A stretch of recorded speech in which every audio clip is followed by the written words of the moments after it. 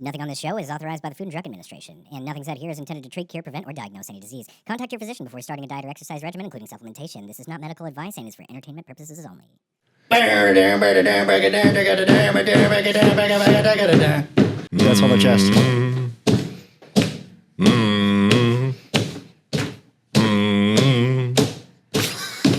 Go ahead and introduce yourself. Oh, yeah, I forgot about the cock. I am Benjamin Kane. And I am Ben Kane. I'm Ben Kane. And this is the Supp Works podcast. Benjamin, what's your middle name? Michael. Michael Kane, welcome. Thank you. Michael Kane. I'm super excited to be here. Thank you guys for having me. excited too. Thank you for coming. I'm feeling, I wish I hadn't trimmed my mustache. You guys are really... Well, we had to show you up somehow. Yeah. And I think we did a good job. You did an incredible job. I was the one that asked the question about if it gets stuck in your... Yes, if it gets stuck in the ends. I don't have that issue at all, to be honest with you. I've never had that issue. When you asked me that, I actually had like quite long ones. I was trying to do the handlebar thing. Mm-hmm. I never posted any content to the internet with it, but I was able to maintain a pretty serious handlebar. It looked terrible. Yeah, you need a motorcycle. Yeah. Yeah. You have to have a I have two, motorcycle for actually. that. You do? Mm-hmm. These are things I did not know about Ben Kane. He has two motorcycles. Yeah, I've crashed one. Hopefully you have a helmet that doesn't have a visor. You know, like one of those. I have one with and without. Good.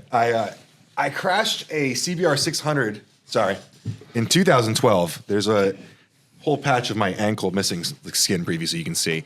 Patchy ankle motherfucker. It was had no insane, idea. dude. I slid like a very long distance. I woke up that morning. It was my ex's anniversary and we were going to go for a ride. I woke up that morning. I was like, I'm going to go for a ride today and wear absolutely no gear. Just a tank top and shorts and sneakers. Trying to pull a Mark Glazier. Is that why we don't have hair on our head? No, the last second I was like, you know what? I'm going to put on a jacket and jeans, but I didn't put on boots. So I crashed, I slid a long time, and I was fine everywhere else except for I didn't have boots on, I had sneakers. My jeans rode up and my skin slid on asphalt for a very long time. That sounds like it hurts. I bet it smelled good. Ew. Yeah. So why do we have Ben Kane on the podcast here today, Joey? I don't know. I think Ben Kane, he is one of the forefront faces of the media channel Priceplow. And what they do is they try to bring educational and informational and all kinds of different content when it comes to different products in the sports nutrition industry and space. So, I mean, Ben, there's a couple of different things that we want to get into about you and about Priceplow, but I think we want to start out with like just you.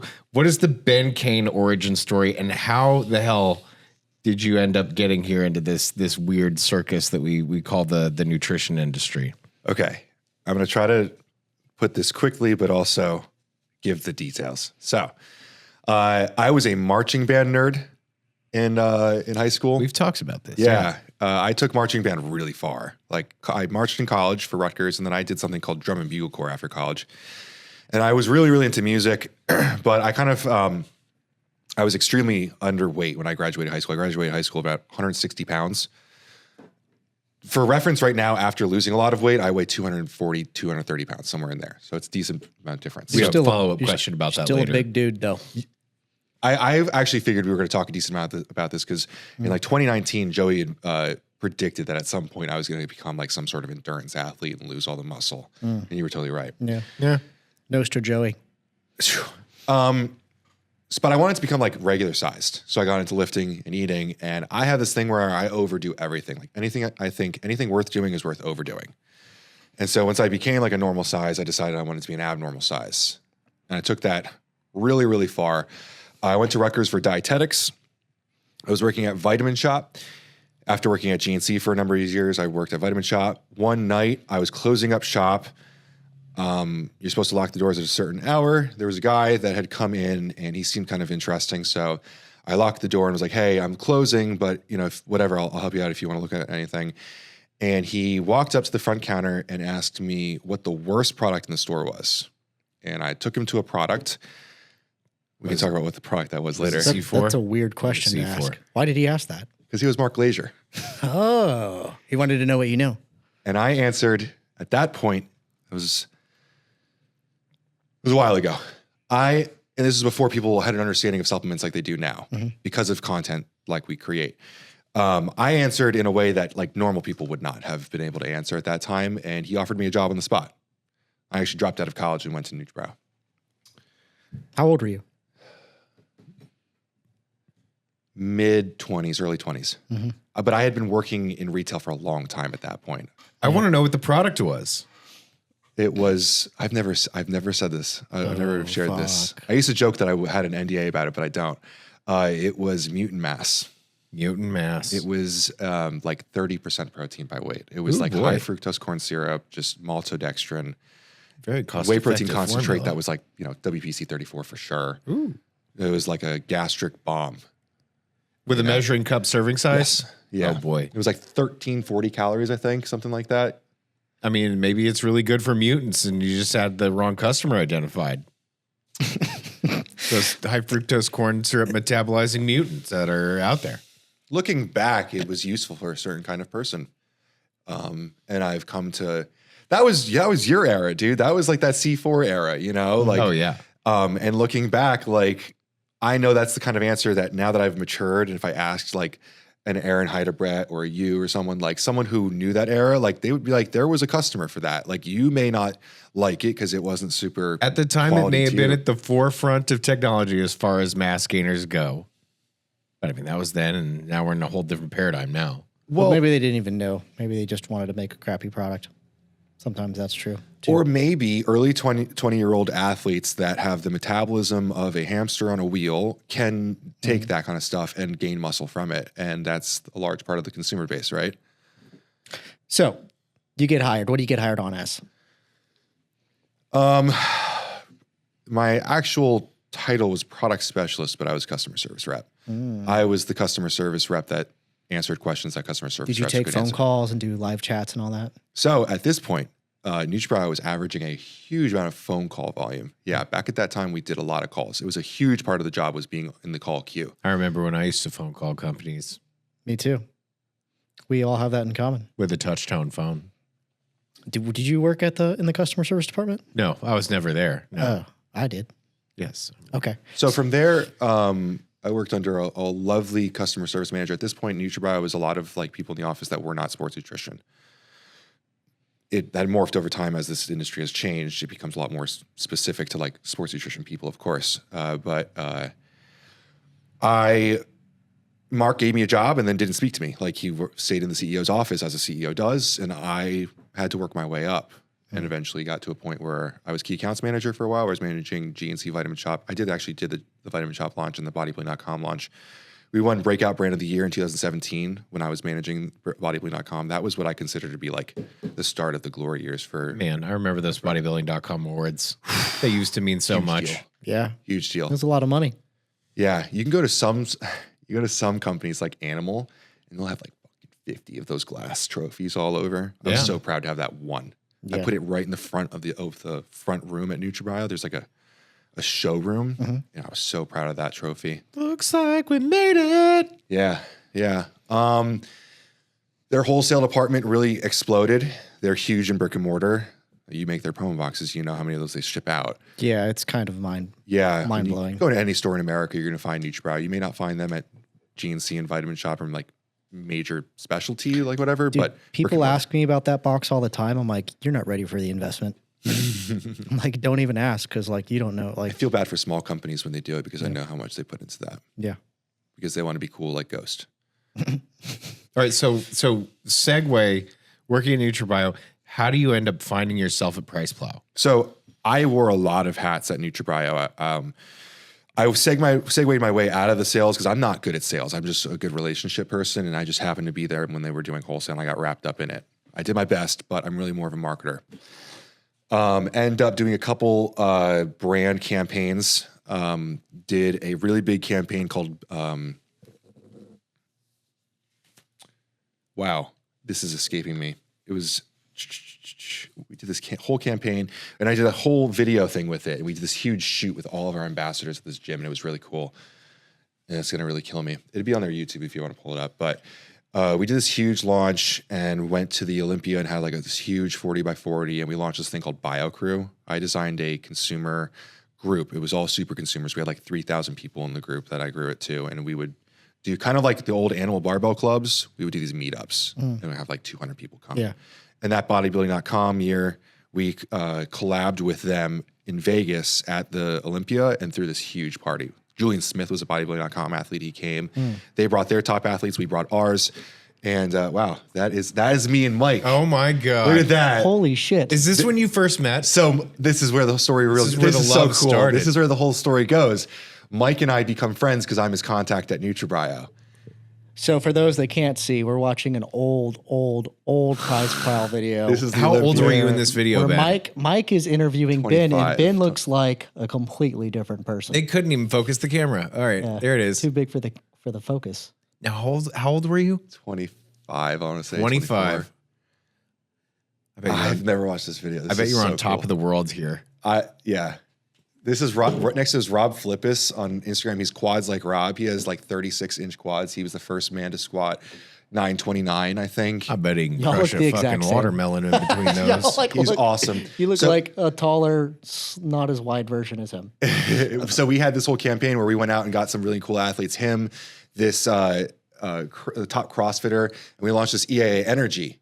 EAA Energy was a huge thing at bodybuilding.com because they had amino energy from What year was this? Optimum Nutrition. Was this 2017 when they got breakout?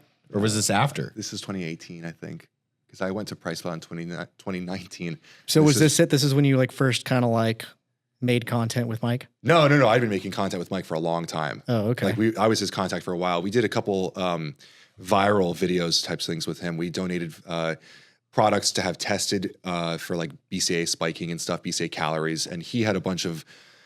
Back at the time, blogs were huge, websites were big, Yeah. and he had a bunch of sites go popular. I would say viral using our product. I guess you would say. Yeah. We would supply him stuff to do it with. He could pop that SEO. He was killer at SEO. We still do a Still lot are. of that, but like this was like when Google was kind to people, Right. you know.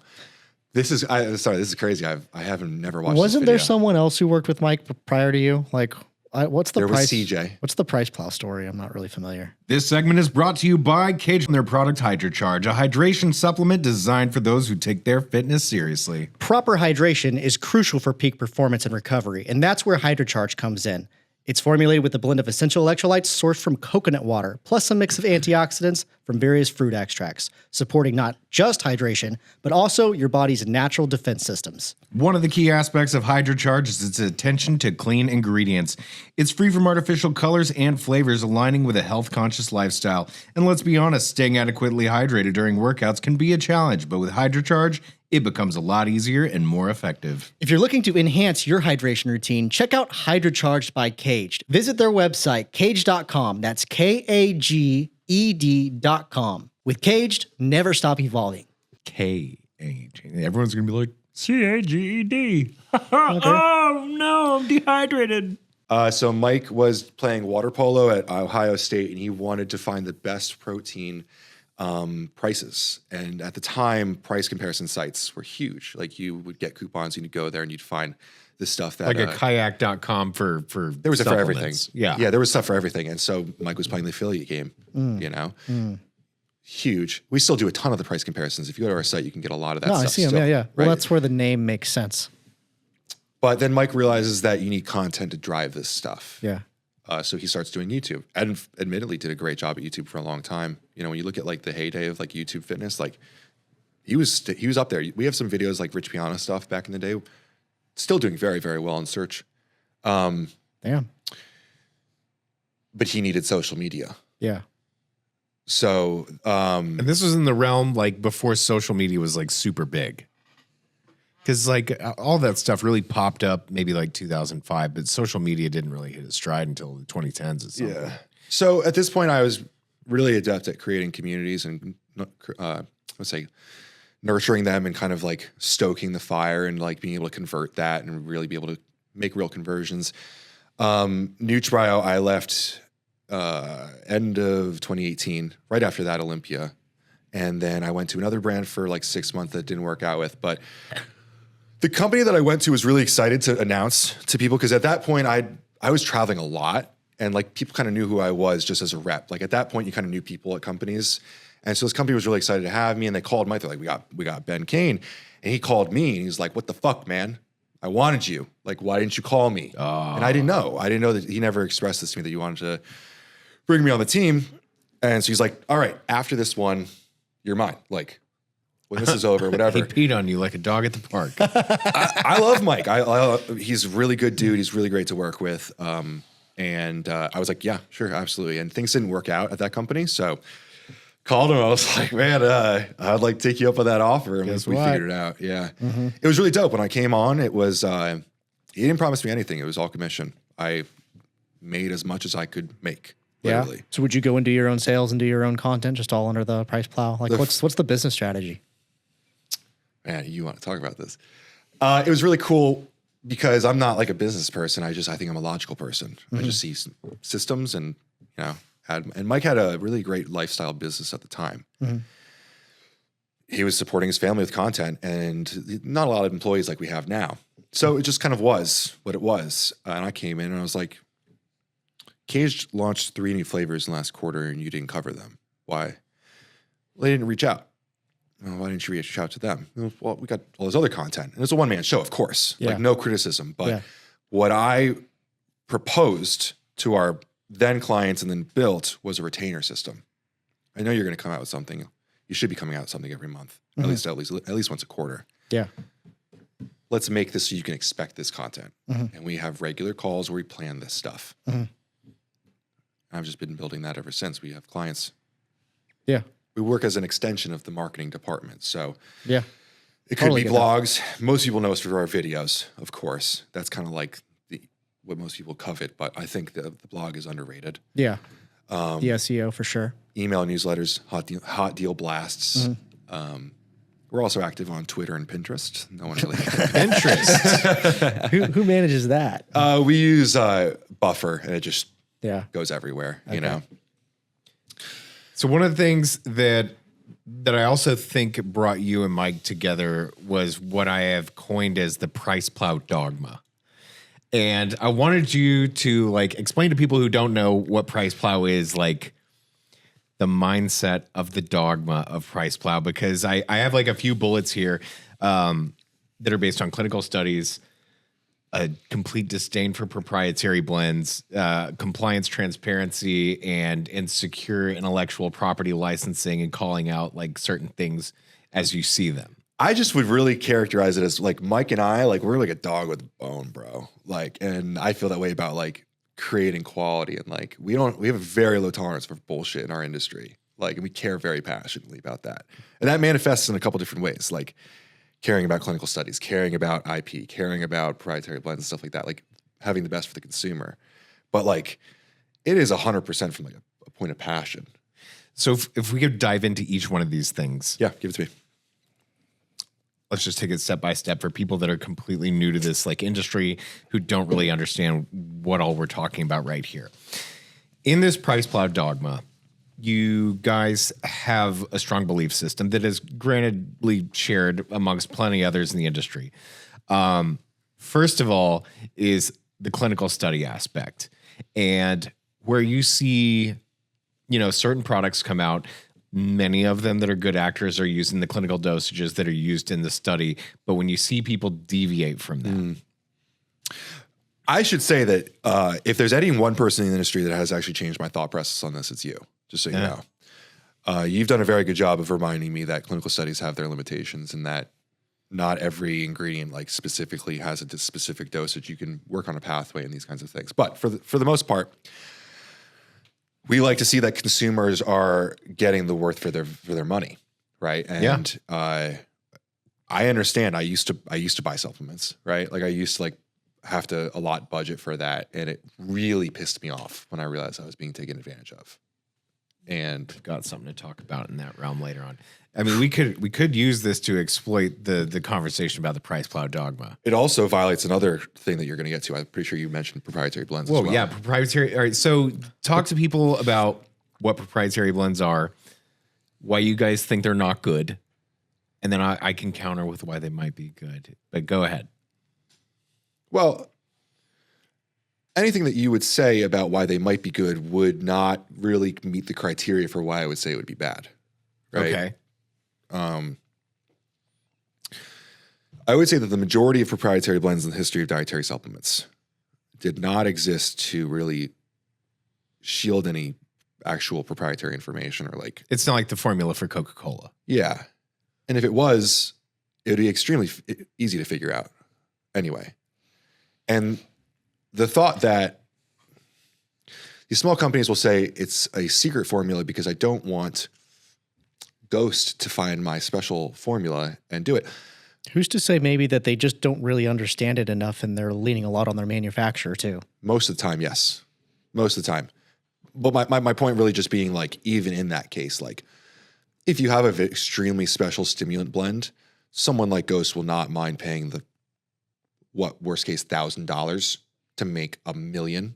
Yeah. If you really do have something very special. Mm-hmm. There's nothing special. Right.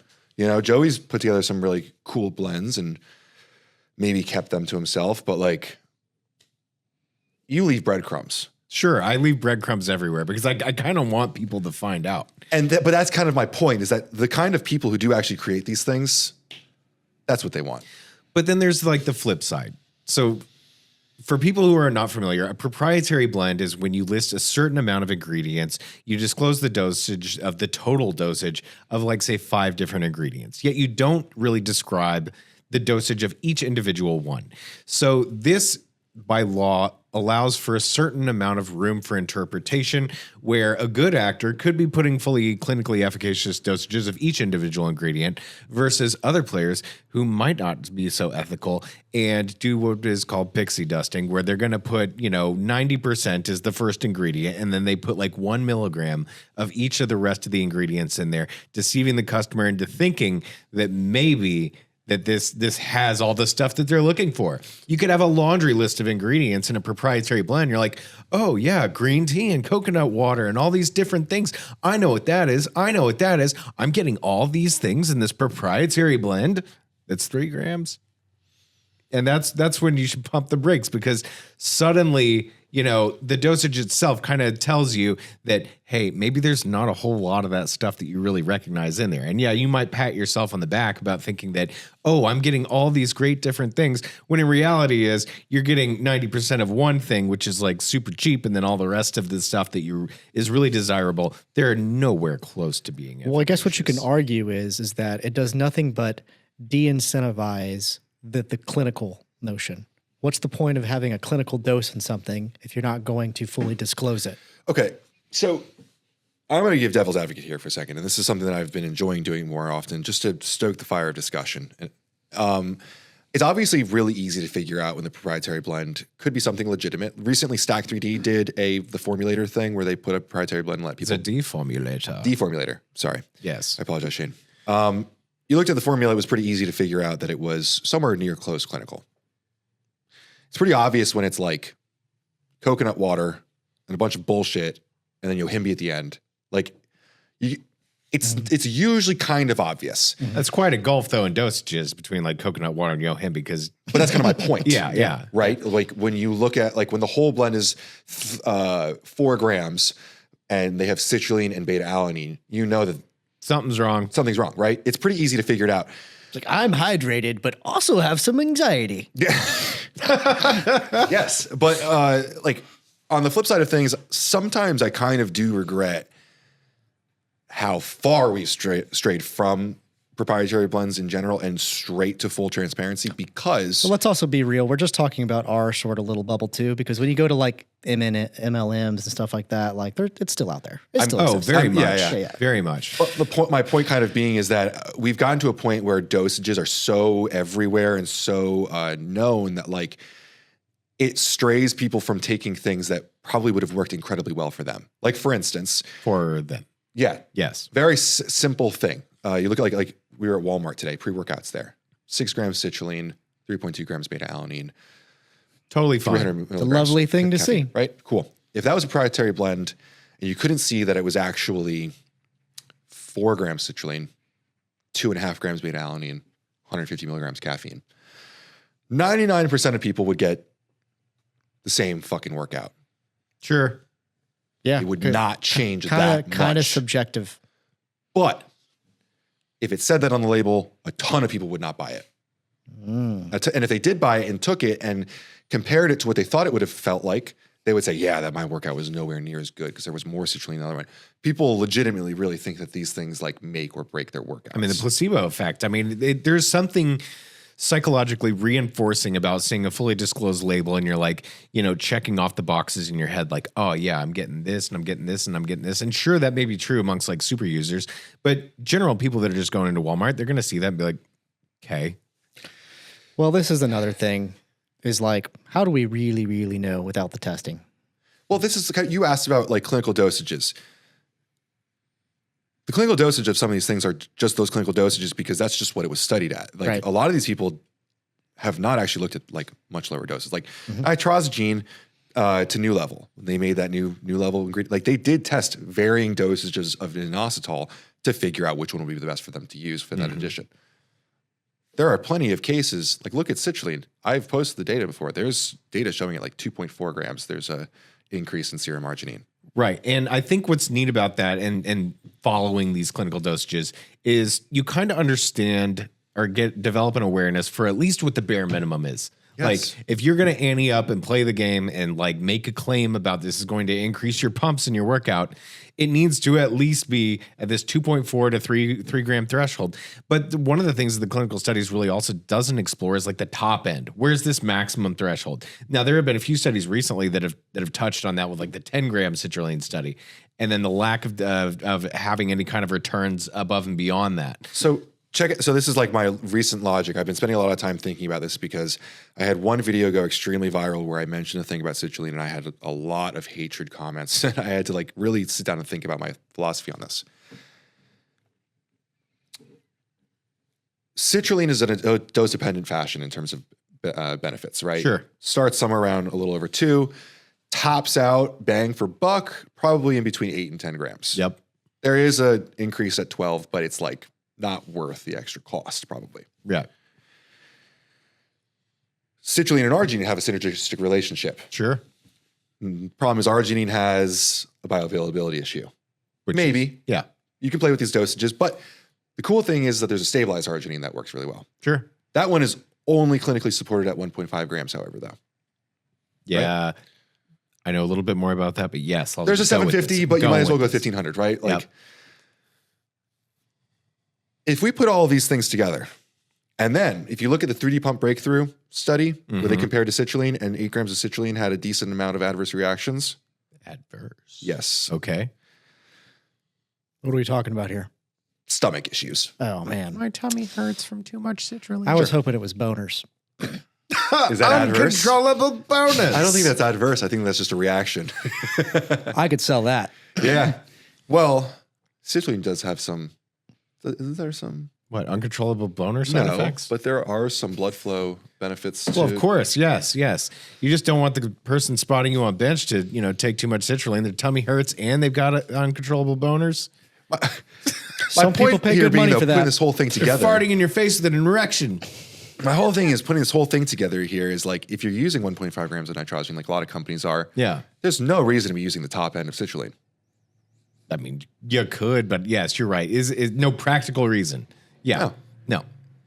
But that doesn't exist in a study somewhere. So if I say that on Instagram or TikTok, most people will reject slinging mud at you. Yeah, absolutely. For talking trash on too much citrulline. But it's clear as day to me. And you've shown me plenty of examples of this. Yeah, but that's also such meta information. It really does not transcribe to the end consumer on like a mass scale at all. Absolutely not. So it's pretty much irrelevant. But my point, all of the roundabout way of being saying, is that sometimes the level of transparency, I feel like we've kicked ourselves in the ass. Maybe we have. And now a new trend that, I have kind of seen is companies with proprietary blends running full-blown human clinical studies and gathering a whole bunch of different data points that they are going to end up using to substantiate not their blend or anything, but to say that X product like burns, fat 15% better than a placebo. I have a product for This Is Bullshit or whatever the segment is that I would like you to go over. I don't know if you've seen my one on it. Is it time? All right. We'll go ahead and do it. Have you heard of Xendurance? Yes. I'll feast upon the flesh of Xendurance. All right, on this segment of This is Bullshit, Eduardo over here is going to pull up our Xendurance. They got our really pissed at me when I subject, called and it then we are Xendurance. going to pick it apart. This is a really interesting one because it's exactly what you're saying. There are clinical studies on this product. Yes. The product is shit. But Mike hates when I say that these ingredients don't work because technically there's studies of these ingredients doing something in the body. Somebody with a whole, go ahead and pull up a new tab, and it's Xendurance. I've seen the social media ads for this stuff too. And what's weird is that because they had a bunch of money that they threw into a clinical study, had these athletes, do whatever thing that they were, Xend. I don't remember a lot of the circumstances of this, but I've ripped these studies apart too. Like there's some, like the studies are not that great. URANCE. Xendurance. Shazam. The best part is when That you one. start to talk bad about this product, Josh Bridges will show up. What the fuck is that? Josh Bridges? He's a Navy SEAL, like top CrossFitter. Yeah, I was Yeah. about to say, wasn't he like top 10 CrossFit? He's one of their athletes, and I've seen NFL players say that wearing a magnetic sticker gives them extra strength before. So, I mean, like, consider this horse. oh yeah, All right, that first one right there, $60. You get a bag. Why is this bullshit, Joey? I don't know. Let us know. Boy. okay. So it's a 5,100 milligram proprietary blend. The point is to Before we rip this apart, I like to appreciate before we criticize. yes. Well, hey, just so the viewers, because we don't have a camera on this. We are looking at a product here. This is Xendurance, and it's tablets. You get 180 tablets in a bag. Serving size is 6 tablets. Okay. And in that, you get a 5,100 milligram blend.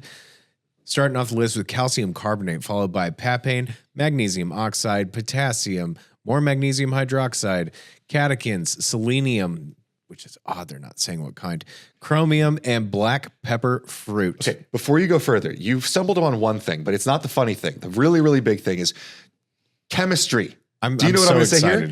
Yes. Do you know? Can you explain to people what would happen if you had straight up pure potassium in a pill and introduce that like to water?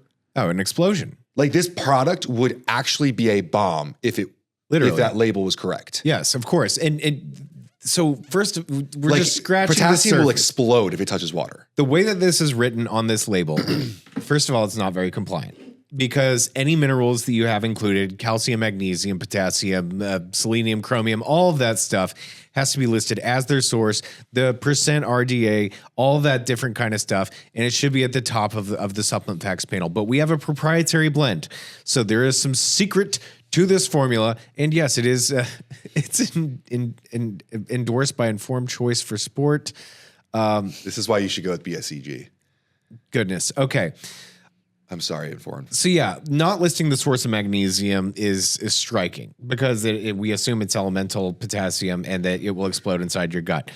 But the fact of the matter is, it will still explode inside of your gut for 2 reasons. Magnesium oxide and magnesium hydroxide, which are very, very common laxatives. Usually, anyone who goes into a vitamin store, they buy magnesium oxide or hydroxide. They're purchasing it to blow the dam, so to speak. They are constipated. They have a sedentary lifestyle. They are backed up with doo-doo, and they need it to go out. And it is the main point and purpose of those 2 forms of magnesium.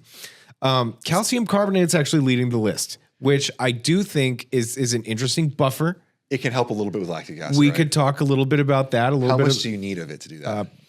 I've seen studies with sodium bicarbonate at like 10 to 15 grams, which that alone is going to give you a very, very upset stomach. What's it being marketed as? Like, what is its structure for? There are function very, claims? very specific claims right here. Clinically proven to reduce lactic acid, less muscle soreness, reduce oxidative stress, fight free radical damage, reduce creatine kinase by 6 times faster recovery. Well, not only that, it says reduce oxidative stress by 39%, reduce lactic acid by 26%. Reducing oxidative stress is not an impressive feat. I'm just wondering, okay, where's the Wood burns. Where is there any indicator to where these claims are being? So these guys do have actual clinical studies, and you scroll down here, they're very, very proud to tell you all about it. Oh, okay. Just keep scrolling, dude. So clinical maybe studies they, right there. maybe Right, they go bought back some up, science. You Eduardo. think they bought some science? A little bit more. There's links right here. Get a Okay, little bit further, okay. right? These are clinical studies. Grab they that have. 2016 one. Let's pull that up just for our entertainment purposes here. Okay, what's the name of the We got a PDF. fancy? Do-do-do-do. What is the name of the Journal of Athletic Enhancement. I've never heard of this before, but benefit of the doubt, right? Scroll all the way to the bottom right before the references. Oh, this is where they put their Acknowledgements. The present study was partially funded by a research grant from Lifespan International LLC. LifePan. So they bought some science. Yeah, That's- they did. Lifepan. But- Lifepan. I hope that's not a typo. Okay. I believe if you go into, I don't know which study it was. Lifepan. There is Lifepan. Google that. Is it If you supposed put to be your life? life in a pan, does it smell good when you cook it? Oh wow, there is. We just caught a typo on their study. Mother. All right, let's okay, yeah. Can you go through the study? Because man, I want to say something that I Back think it I up, remember is Dordo. in Back it there. up. That was just for funny. That was for my own S's and G's. Just go back to the last tab. We found a The typo clinical. on their study. That's funny. Well, it makes them very difficult to find. Yeah. Okay. Oh yeah. Might be on purpose. Go back over to the Extreme Endurance website. Okay, wait, go back. I was looking for something that I actually just found, and this is really important. All right, so discussion, right? Go to see where it says 10. Scroll down. Oh, there. Okay, go to like 16, 17. Right there. read It that is off. possible that some benefits for athletic performance could be gained from the changes associated with lactate in the tested supplement. However, it should be noted that no changes in actual performance were revealed by the present study in a graded exercise test. So they didn't even test it with exercising. No. There were no benefits found. In There- like- performance. yeah, no performance No benefits were found. significant difference compared to placebo. So they're making claims on like the lactate and the oxidative stress and I forget what the third one was, but there were no actual performance benefits. So this is a prime example of how you can take a clinical study and you can warp and twist and spin its data to fit whatever claims you want to make. And if you look at their website, they've got over 1,300 five-star reviews. And if you click on that, are there any 0 stars? I'm just curious because if you have, there we go. There's 39, but there's 1,100 five-star reviews. I didn't notice any difference at all. And I was really pushing myself to the limit during my exercise. It didn't work for me. I didn't feel any change. The date on the package was expired. Product is good, but how do we stop these auto payments? My times actually got slower on average, not a good product. This person right here had a migraine. Headaches may occur if someone is dehydrated. That's probably because all those minerals. And all the diarrhea that they. I wonder if they reported that adverse reaction. Anyway, this is a really good idea where clinical studies can both be a good and a bad thing, and how proprietary blends can be both a good and a bad thing. And it's really, really hard, especially given this example, for the consumer to really like cut through the weeds and be like, well, fuck me. Am I getting fucked here for $60 a month where they've got to subscribe and save? So Probably. Joey, consensus. Is this bullshit? Yes. It's bullshit. Now, like the other side of this is that the owner of this probably really thinks this is incredible. I bet they got a lot of investment. Yeah, and I thought you were going to bring up when we were talking about the mislabeling for the minerals, like that's an artist that has no clue what a fucking potassium iodine is. They probably don't know this is bullshit. They don't know what kind of chromium or selenium is going on in there either. Yeah. It's just sad. Yeah. This is a bummer. And this is why, certain red flags should get thrown up immediately with a proprietary blend before you make your purchasing decision. So let's take this thing a step further. So this is really good on prop blends and clinicals. This is a prime example. And it's a good episode of That's Bullshit. To bring that all through, like when you're talking about the Priceplow of like persona that you were asking about, like Yes. those kinds of stories, that's the stuff that you can expect to learn from Priceplow. I do spend, that's about 10% of my time. 90% of the time I spend on positivity and trying to uplift the good people. But in a weird way, don't you think consumers are more interested in like what not to do? okay, so this is my people thought generally process. just like the people. They love the generally drama. Yes, they consume the course they spice. love the drama. They like a little spice. This is my thought process, right? So if you came to me and you were like, Ben, what pre-workout should I take? If I were like, well, you know what? These are definitely 3 pre-workouts you shouldn't fucking take. That helps no one. True. I would rather uplift the right people, talk about those people, talk about why that's good, talk about education, about what you should look for. But every here and there, like the it gets clicks less really is views. good. You want the views. That stuff gets the views. That video I got a lot of views on. Yeah. Did you guys do a takedown on Xendurance? Yes. You did? Yeah. How long ago was that? A while ago, like last year. Because really well. the ads on Instagram are gnarly. Yeah, that was how I got into it. I was getting ads and I was like, fuck this. I'm sick of seeing these. Did you do one on Solid? No. The little gummies. I have a story about them that I don't even know if I would. They blocked me before I even could start doing the research. Because they block anyone who even tries to refute them. someone like tagged me and they're like, you need to do a takedown on this. And they blocked me before I could even. That was me. I tagged you. Was it? Yeah. It's so funny, dude. Like, yeah, Okay. and that's a whole nother level of using bullshit studies. Yeah. Those aren't even studies about their product. They're like in chews, and there's it's like it's. and it's funny even because worse I than actually us. like chews. Yeah. Like I think chews are a big thing in 2024. Yeah, could be. We had a run in with these guys at the American Fit Expo in person. I remember you saying something about that. How did you recognize them? Were they wearing a solid shirt or something? Did y'all They had have a like an solid Anchorman booth. style fight? And then they sent one of their children. They sent one of their children over to come get samples from us. Like, okay, I don't know why you need all this. It's like, oh, it's from my dad. And then he goes over to their booth, and they open all the samples and they dump them on the ground. And they encouraged anyone who had any kind of samples from any other company to open their samples and dump them on the ground because it's incredibly rude. It's incredibly rude. And saying that, you know, our products and any products in that delivery format, which is a powder and water, were useless because they were subject to phase or the first pass metabolism. I think it's a solid piece of shit. Anyway, So like the thousands of creatine studies that are done on powdered creatine, like I don't know, count. I know. We're on the same page, but I go over there and I try to speak reason to them. And they had a sales guy which maybe have been an owner. I don't know. Who was clearly on Adderall. I feel like everyone in that booth was on Adderall because you could look into their eyes, the lights are on, but nobody's home, and their mouth just kept going and kept going. They wouldn't listen to anything I had to say. And they would just go through these like rehearsed lines that they had that were like their main sales points. And they would just talk louder than you and talk over you and get closer and closer to your face. And I just lost my cool and started going blah, blah, blah, blah, blah, blah, blah, blah, blah, like right You into did this their. in person? Yes, I did. I did.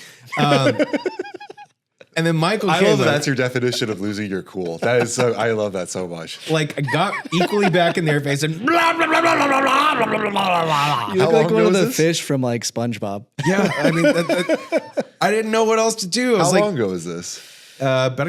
it's 2 summers ago. God. Yeah. And these guys were out of town, and like Michael and Sam were there, and then they heard about it, and they ended up talking to like the director of the show and got him kicked out, and they're never invited back to the American Fit Expo. Honestly, Because not yeah. only like the rude stuff with dumping out the samples, fucking getting up in my face with that fucking sales pitch and then telling me like all my products are garbage. I'm like, motherfucker, you don't even know me.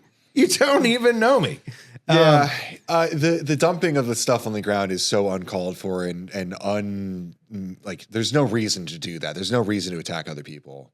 Like, That's just a bad company culture. yeah, like you went over there Because they attacked us on social media. They blocked you. Obviously, it's Yeah. just defensive. I think they're insecure because they know that their shit is bullshit. Yeah. Probably, Solid shit. probably. All right, so that's another good one. But yeah, let's follow this. I'm sorry, we got really far. Okay, off of, now the next thing about it is like using this Priceplow Dogma, right? And it kind of segues into what we were talking about with Xendurance and everything, and you know how negative spin can kind of be good, and how do you balance the Priceplow Dogma with the need to feed the algorithm? And the algorithm wants what the algorithm wants. And it may not be necessarily like pointing people in the right direction or being all dogmatic about, you know, clinical dosages or proprietary blends or any of that kind of stuff. How do you balance that with algorithms, engagement, and how do you do it differently on different platforms in order to make it work for Priceplow? that's a great question. The last part of that question is the best part of the question. Yeah. I consume an unhealthy amount of content. It's really the complete truth. Like That's I fair. spend way too much time on my phone. Does it make you sad? Yeah. Like it really fucks with me sometimes, for Mhm. sure. Like today I have a 2-hour limit on Instagram on my phone. and I hit the 2 hours before I landed in Houston at 11 a.m. Oh boy. You had a lot Well, of that's waiting time. airport. That's different. For sure. understandable. But I gauged my day on how early I hit that 2 hour. Well, airport scrolling's a little different. Yeah, but that wasn't alarming for me. Yeah. You know what I mean? Yeah. Like, I can get, like, if it happens before noon for me, like, that's bad, you know? But, like, it works. Like, I make content that engages, and, like, I also you feel know? like a lot of you are actually engaging other people probably. Like people I- are talking to you, you're talking to them. It's you're not just like aimlessly scrolling because you're bored. No, You're probably I'm interacting. actively engaging with some sort of conversation. Yeah. No, I mean, Subject. like, we don't have 100,000 followers, but we have a very engaged account. Well, I know, but you just Yeah. posted that one thing and we got like 20 questions about you. Yeah. And like we got 60 followers. Surprisingly, not all those people were followers. Well, should followers, be now. That's not surprising at followers all. have been, so they came over. I mean, Yeah. they're tuning in here to see their boy, right? yeah, exactly. So you got fans.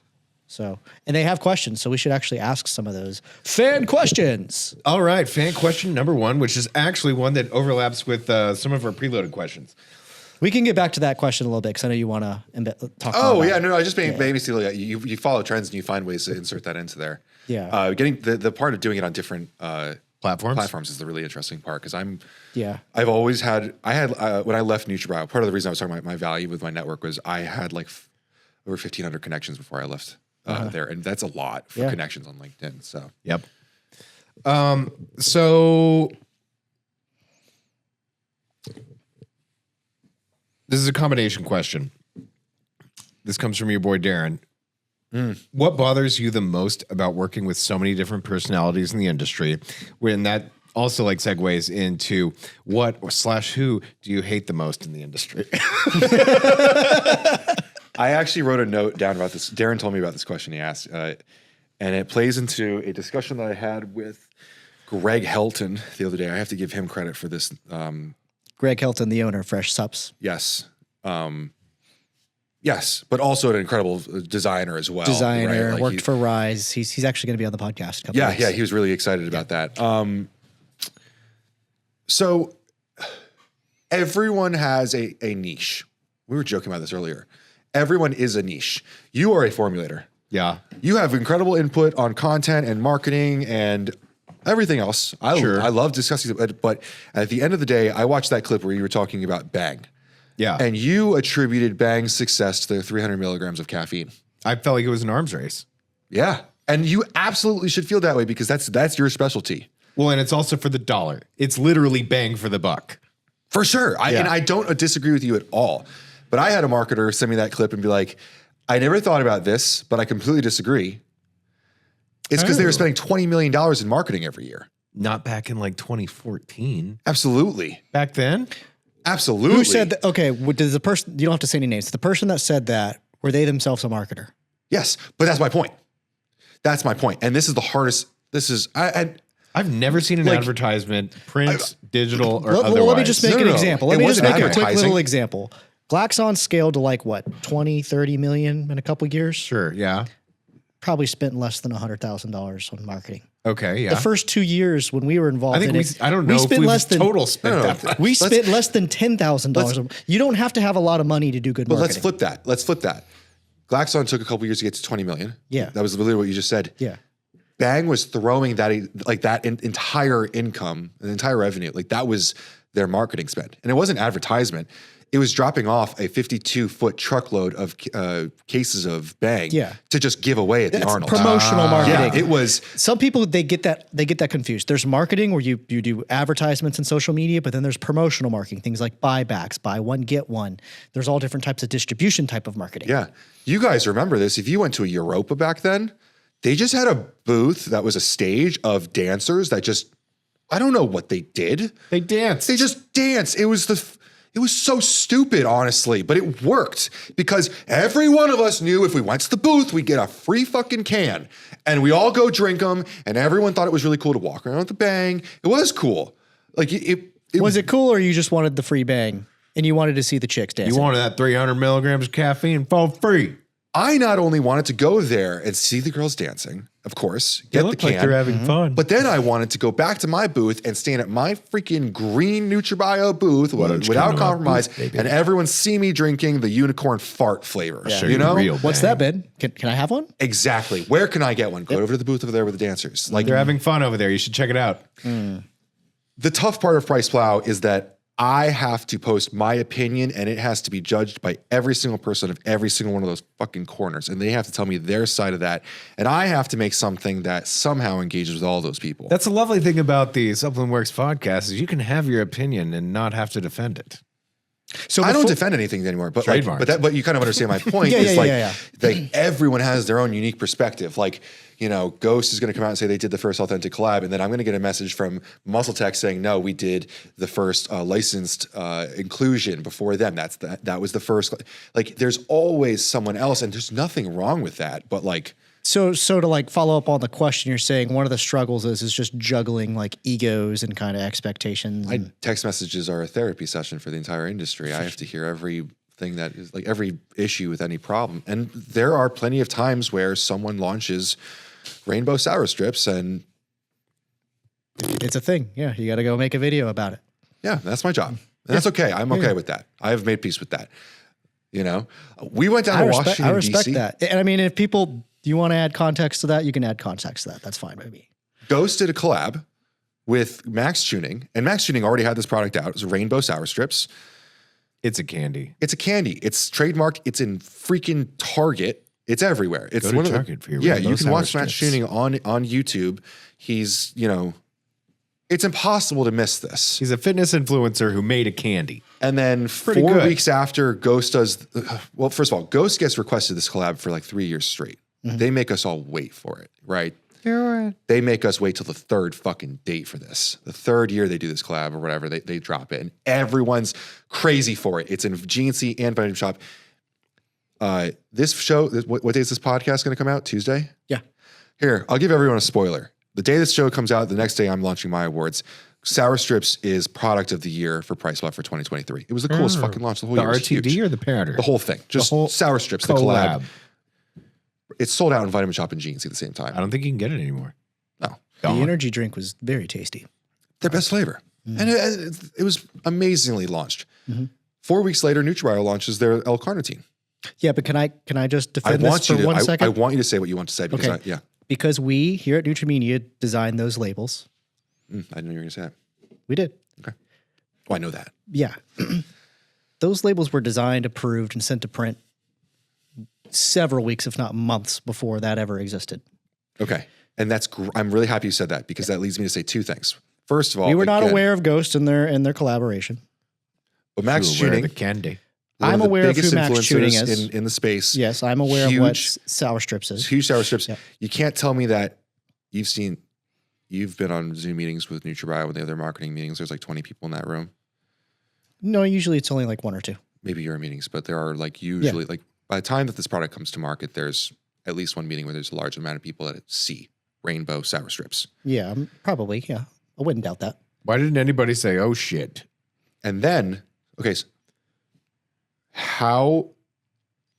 how many weeks after the Ghost launch was the rainbow thing? Like 4 to 6 weeks, I would say.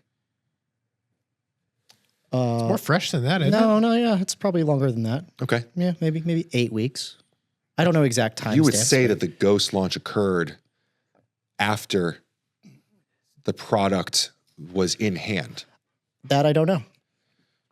I don't know the answer to that question. Those Probably labels. fine, yeah. But you understand what I'm going with here.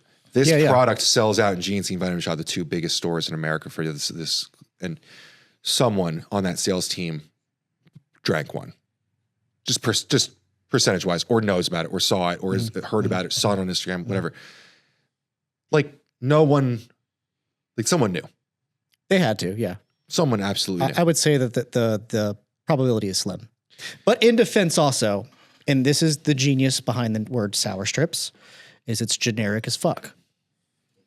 It's very generic. There are lots of different types of sour strips. Sour strips itself is a white labeled product. I will agree with you on all of this. And where it's manufactured, they also sell a version of their own sour strips. Now, whether they call it sour strips, I don't know, but I see them all over the place. And so when this was all created, the notion was probably of the understanding that it was a generic population candy and that they didn't have any IP behind it. I don't know. I don't think there was any malicious intent. I think it was just straight up. Shit. They didn't know. And then because the collab didn't exist, it wasn't on the radar. I believe that's what happened. I'm not trying to be overly argumentative here because I'm a huge fan of Mark. He gave me everything that I have. I want to say that right now. And there's that. He got on top of it really quickly and did a very professional job of doing it. And I want to say it again. Everything I have is due to him giving me that job opportunity. So with all that said, Mark himself is the person that taught me that when you go to make flavor names, you search them for trademarks. I know this because when we were doing the MRP launch there, we had to do this and multiple names got shut down. And then when we were naming Unbound, I specifically know because I had come up with Unchained or Unleashed, whichever one it is, Monster uses. I know for a fact that they know to look these things up. The USPTO does not agree that Sour Strips is a generic name. They awarded a trademark based on the fact that this is unique enough. And the thing is, they award that to you under the notion that you now need to defend it. Well, they would have to do so. Yeah, and if you don't defend it, that trademark is worthless. Right. Right. I do agree with you, though. However, Sour Strips itself is a rather generic sounding name. They should have called it Sour Candy, Rainbow Sour Candy. Sour Stripes. I'm not 100%. I have to go back and look at it, but I think we did do a version that was like sour rainbow strips or something along that lines. And I apologize because I don't want to sound like I'm trying to hunt anyone, because everything that I said probably applies to whoever designed that in this room as well, as they probably could have said something. Well, to be perfectly honest, the people that worked here that did that are not familiar with sour strips. No, we have a lot of designers here that are not supplement people. They're not candy people. They're talking about people who they could tell you everything about, probably Gran Turismo or some video game or some anime where they're like not completely involved in the supplement industry. Yeah. The person that probably should have known of all people would be me here. And I'll eat that. But kind of to my point is that flavor got added on after the core, like 3 flavors went after the fact. So the rest of them were done. And then like the work order for that flavor came in. So by that time I was like kind of off of the project. It was like, all right, just make what they ask for verbatim based off of the brief and then get it to, production. Yeah. So it did get approved on their end. So I can't really have all the liability here, but like, somebody on their team told us specifically to do that. We did specifically what they asked to do. And, the work was good, but obviously it was problematic. And for the record, I know that you do their labels, and I did not call you that day because I know. No, and I appreciate you and I have that. I've known you for a while, but in terms of Nutrabio, we have a multi-year relationship where I eventually understood that like you just create things for people that pay you to create them, and it's not on you. The liability is 100% on them. Yeah, I mean, I'm not their them, lawyer. I can't say, hey, my legal team says this is going to be. No, I have absolutely no leg to stand on there. It's not my role. Yeah, it's just frustrating because that, like, if you look at Dan Lorenzo's tweet from that day, like. My only thing about all that is I know Dan probably knows Mark. I know he probably just could have called him and they could have just like settled that stuff privately. But Dan probably wasn't going where's the fun in that? Yeah, I know. And it's all and it's your job. You have to tell everyone, man. Sometimes I know. I get it. Sometimes you have to tell the industry what's up. Like it's got to be. I get it. And he's trying to defend his friend Max, and I respect that. I really do. You guys know more than probably anyone how many people have like really copied Ghost, and like sometimes it's like you gotta tell everyone. Yeah. But like, you look at his tweet, it was like, Okay, but there's also some other things. I'm not trying to like go in on Ghost, but they completely wrote out like the Paul Haverland story, for example. And there's probably legal reasons why, but like there's some stuff that they don't talk about too. I mean, let's be real, Yeah. Let's Paul go doesn't either, for the record. Like I work with Podium now, and like I don't know the story. No. Yeah. And that's okay with me. Like they clearly don't want it out there, so. For sure. I'm going to segue us into another question because we're beating a dead horse. Okay. But first, a message from our advertisers. Greetings to all our entrepreneurial listeners out there. This segment of Supp Works is brought to you by Nutrabound Labs, leaders in the field of nutraceutical manufacturing. Are you in the health and wellness industry looking to launch or expand your line of nutritional supplements? Nutrabound Labs is a GMP certified and FDA registered contract manufacturer that aims to be your go-to partner for top-notch manufacturing services. They specialize in creating high-quality, custom-formulated products with excellent flavors that meet your unique needs. Imagine having access to a state-of-the-art facility where your vision for premium vitamins, supplements, and protein powders becomes a reality. Nutrabound Labs offers that and more with their advanced manufacturing techniques, rigorous quality control, and a commitment to using only the best ingredients and flavoring systems. As a nutraceutical label designer myself and consultant, working with Nutrabound Labs is always a pleasure. Nutrabound Labs isn't just a manufacturer, they're your partner in success from R&D to production, and even labeling and packaging, which us here at Nutramedia basically bolt on with them for. Their comprehensive services are designed to streamline your product launch and drive your business forward. Don't wait to bring your nutraceutical vision to life. Visit NutraboundLabs.com to learn more about their exceptional service and start a journey with a trusted industry leader. Or if you're interested, just contact me, TK. You can follow me on at Nutramedia. Direct message me directly, and I can share Marcus's contact with you. Nutrabound Labs, where your product's potential becomes a reality. And we're back. So, considering this topic that we just touched on, a very interesting question that we got from one of our viewers is, what is the path of redemption for a previously reprehensible company? Now, I mean, we could touch on like what we just did, and I think Mark did a fine job of handling this. Yeah, absolutely. 100%. But I'm still waiting for the amino kick. I mean, you guys had EA Energy. It's not too different. But that was efficacious. Every single part was efficacious. That was a great EA product. I mean, he went from dogmatic and he turned the whole other cheek, didn't he? But the path of redemption for a previously reprehensible brand. I'll let you think of the examples, because there's plenty of them.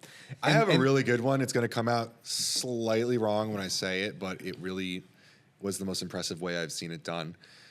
Got to get up in your microphone. Sorry.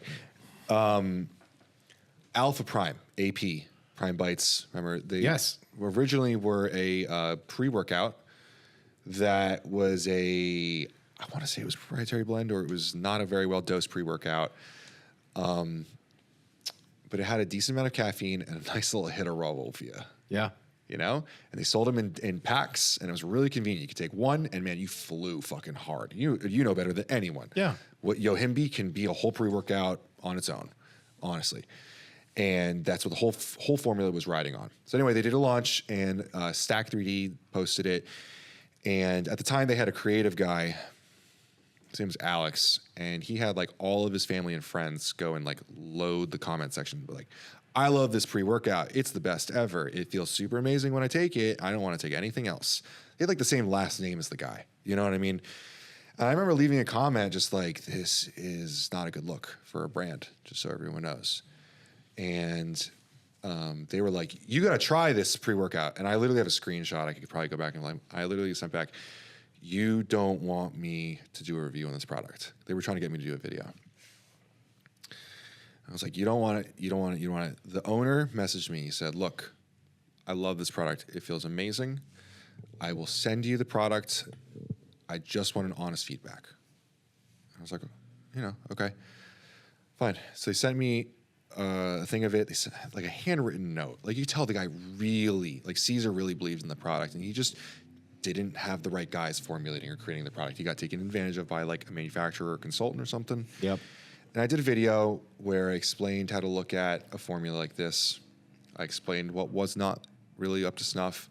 And I explained why people probably like it, the caffeine and the raw wolfia. Yep. And I ended the video and I said, Caesar, I know that you think this product is amazing, and I respect that because like you're passionate about this. But when you want to make a pre-workout that's good, call me and I'll help you out with it. Dude called me. He was like, I want to do the right thing. And I'm not saying that the way back is buying my consulting services. That's not the point. That's what it sounds like. The point was he was immediately like, Pay him. He's like, you made sense. I see it. And I'm ready to do the right thing. Like, how do I make the right pre-workout? And like, ever since, like, you look at their legacy series, they have great products. Yep. They really do. Like, I did a couple products with them. I did not do a lot of work with them. Ike came in quickly after and did a bunch of cool stuff. They look beautiful too. Yes, and I was happy that Ike came in and took over because I didn't have a lot of time at the time. It has nothing to do with the fact that he hired me. It was the fact that he was immediately like, I want to do this. Let's do it right. Cool. Yeah. I have a hard time forgiving people who knowingly adulterate products I'm rather outspoken on when CEOs go to prison for putting steroids in their products. Have you ever seen an example of a company like that who's done something like that and been able to successfully redeem themselves?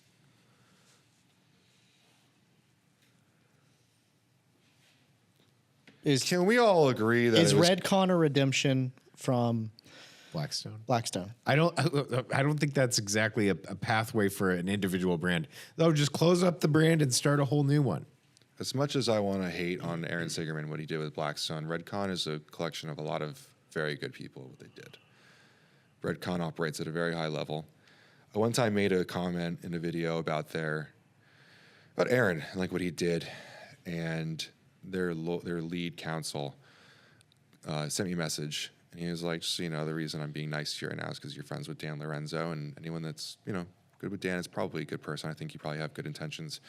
But if you think that we operate at the level that we do without having products that meet label claim, you are fucking nuts. And it's right. When you're that size, your shit is buttoned up. Mm-hmm. I have respect for that. I'm not crazy about what he did at Blackstone. I think it's reprehensible. Sorry.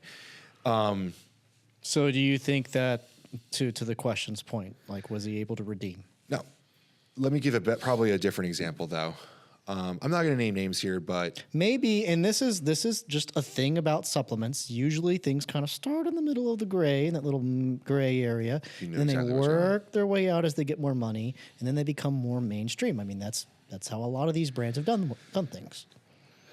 I will say that I think there was a certain generation that you probably were more active during. Yep. It was just due to the industry at the time, what was available, what was maybe close to what we considered to be legal. If you watch our Mike McCandless podcast, when he talks about like ephedrine and drugs, Loved that one. It's a great one. It was legal until it wasn't. That's basically the stance. And like, look, that was a whole class of companies who were getting in on .com affiliates, right? Like that was just a generation where like the seed money was, stuff that is not legal. Yeah. But they didn't know that. It was legal till it wasn't, right? Right. I don't think you're going to see that again. I don't think you're going to see a lot of brands coming up now selling pro hormones or, whatever else you want to say is illegal. Yeah. There's a lot of stuff out there that I don't consider to be DSHEA compliant that hasn't had It's not illegal yet. It's just not recognized as a dietary ingredient. I have this question for you. This is my personal question. Where do you kind of lay politically, just so I know? You've handed him the soapbox, DK. God. I want to know what Ben I know you guys want to talk. You keep because telling me you want to there's talk the about personal Priceplow Ben. dogma and then there's the Ben dogma. All right, look, okay. Because I have a really good take on this. I wish this didn't have to get to politics, but here No. Politics doesn't no. matter. I'm just talking about like philosophies on like what your overall core value systems are in life and how you. I would probably most align with Darren Decker is watching this and he's praying I'm going to say what I'm about to say. I don't really call myself this, but I most likely very often align with libertarianism, right? I think people should be able to do whatever the fuck they want to do as long as it doesn't like hurt other people or cost me money and taxes, dude. Like, do your thing, be happy. Don't push that on my kids. Like, I want everyone to express themselves however they want. You know what I mean? I have a lot of weird friends. I said this at the beginning. I was a marching band nerd. Yeah. You know what I mean? I know what I look like, right? That's not what I feel like in terms of like politics or anything like that. Yeah. No, I know you're pretty like you're the type of guy who will see both sides of things and you'll look at them and you'll weigh them. Yes. And you look at both sides of the story. Are you an absolutist libertarian? Well, this is why I'm I don't know asking what that this means, to be honest question with you. because like Priceplow has sort of a conservative lean when it comes to their hard stance on abiding by law, DSHEA, things like that. Can I bring this all together for you? Because I think I know what you're trying to suggest and bring it. I have a take for this. There's a juxtaposition between you, the Ben, the person, and then the hardline stance of like what is right and what is wrong in supplements. I'll be really honest with you. Mike and I became friends when you see us in that video is because in 2017 we drank at the Arnold together and agreed on a lot of somewhere between libertarianism and conservative values. At that point in time, these had different definitions in 2017. Yeah. I am not pro-regulation or big government. I am not into over-regulating ourselves. However, when we pass actual legislation that our representatives create for us, not when an agency creates a rule, when it is a piece of legislation like DSHEA that are because of our elected officials, that is like literally exactly what our country is built on. We all have elected people who wrote DSHEA with the help of our lobbyists, of course. That's as close as it gets to like what America is. We decided. And when we came together and decided this created a framework where within this system, we can safely trust what Joey writes on a label or what you write on a label. If we are to cultivate this community of dietary supplements, we made our bed, we have to sleep in it. So does the FDA. Well, and so that you're kind of addressing then the agency, like writing their own rules. Sure. Right? And policing them. There's an under-enforcement of these laws that exist already. If our laws were just enforced, if the products that we could use on the market were all DSHEA compliant, we would not have a lot of these issues that we're having. We would have wonderfully... Yeah, but with enforcement, this goes back to sort of that just core value systems. With enforcement, usually there's corruption. There's people who are allowed to get a pass, and there's people who are not, and that's just how the way things work in the world sometimes. Yeah, but I don't think any of the corruption going on in the Food and Drug Administration has any potential ties to people with illegal dietary ingredients. Well, let's just get real here. It's nothing in comparison to pharmaceuticals. Sure. Yes. We saw some interesting things with NAC. We were able to win that fight as an industry. I was not involved in it. I'm not trying to say I was. NPA does a good job, mostly because Dan Fabricant used to work at the FDA, so he knows how they think and how they work, and he understands how the whole game has to be played. So with this notion of as long as it doesn't hurt anybody, right? Or help anyone too much. Well, that's kind of what I'm getting at. Like, there's some things that we can agree on, like NMN, right? Like, NMN is a dietary supplement by definition. It is DSHEA. For now. So, but like the extreme stimulants, for those of you example. wondering, NMN stands for beta-nicotinamide mononucleotide, which is a vitamin B3 derivative. It's found naturally in the food supply. However, it could be potentially used to extend lifespan and enhance longevity, and it's been currently investigated by a pharmaceutical company as to be, I guess, used as a drug. I guess prescribed to old people. Do you guys link resources in like... I would love to give you the link to the Mike's manifesto on this. If you are interested in learning about NMN, Which Mike? Mike, my Mike, Roberto. Okay. He wrote by far the most valuable write-up on NMN, the history of it, what it is, really what researchers said over the years, and why there's currently a fight for it. It's like by far, I wrote it better than anyone else in the industry. There are researchers who claim that it should be a vitamin, like it should be vitamin B. It should be a vitamin. Like, like that would. If you we shouldn't have to worry about objectively- this conversation. It is like so valuable to humans. Like it should not be discussion. Right. But there was at one point a drug study. But yet how filed. we define it in words that get put on paper that becomes some bureaucratic piece of a document, which then now defines the way in which we should be able to Let's define these rewind things. 1 second for people who are watching or listening and may not completely understand. This is going to be a short abridged version. It's very passionate. A dietary supplement is something. When you look at DSHEA, there's a whole bunch of things that it is. Animal, vegetable, or mineral has to be found in the food supply. Yes. Or used as a dietary supplement prior to the year 1994. We're really just marketed for sale. Really, it could be in a food. Either way. There is a however. There's a exception to all A this. preclusion, if you will. A drug preclusion. If there was a drug study filed for like an IND. And I think we can all agree that like makes sense. You start to make a drug out of it. Like, okay, you can't have drugs and supplements, but all right. Except that, say a pharma person finds this before the dietary supplement industry does. Look at CBD. One of the problems with CBD is that there is a pharmaceutical CBD. So we can't have it as a dietary supplement, even though it's a fucking botanical. You could have a hemp extract. right now. Kind with of. the farm bill. Sorry. Right now you can. But there's another classical version of this with fish oil. Fish oil, omega-3 fatty acids. I mean, yes, you get it from fish. You get it from the fatty fish juice that you squeeze out of a fish or a krill or an anchovy or what have you. But pharmaceutical companies have also made chemical modifications to this omega-3 fatty acid and turned it into a drug. And this is one of the examples where a dietary supplement, omega-3 fatty acids, can symbiotically live side by side with the pharmaceutical grade version of like Lavazza, which is the ethyl ester fatty acid version of fish oil. There's a couple other cases of this. Like there's 5-methyl tetrahydrofolate, a really fancy form of folic acid, which is both a drug and also a supplement. And why the FDA is choosing to die on this hill with the vitamin B3 derivative is beyond me, when it could just as easily just live as symbiotically as everything else that's come Well, before obviously, it's not because of the health of people. It has some sort of financial What's interest. his name? Do you Right. remember the guy who David Sinclair? Yes, it is Yes. David Sinclair. On He has Joe a Rogan? history of he took this on to Rogan, made it a big supplement, and then now he may or may not own this company that's applying for the drug with it.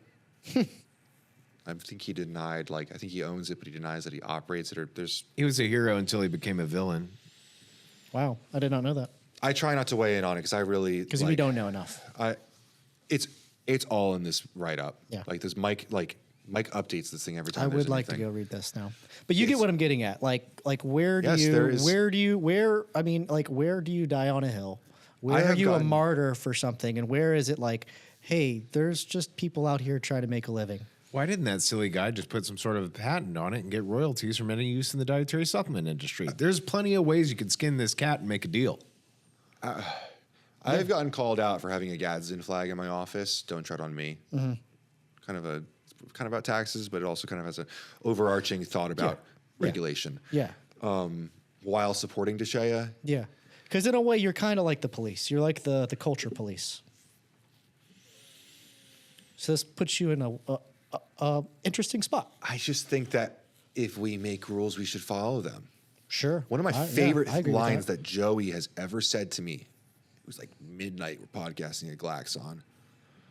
And I asked him, so at the time, hordenine had gotten taken off of the advisory list. Yeah. But there was also a notice from the FDA. It said, these are off the advisory list. However, there still needs to be an NDI filed for them. Yep. I was like, Joey, Why don't you do it? why don't you file the NDI? Be the guy. And Joey looks at me and goes, in the time it took you to ask that question, I already thought of a different ingredient to use anyway. And it's such a fucking Joey line, but it's the Yeah, truth, yeah. dude. Like, how It's many a whole ingredients have we kill- gone through? Like, yeah, it's like kill one drug dealer, you replace him with another one. I mean, it is a giant game of cat and mouse, Yeah. the entire way around, but it doesn't need to be that way. It doesn't need to be that way.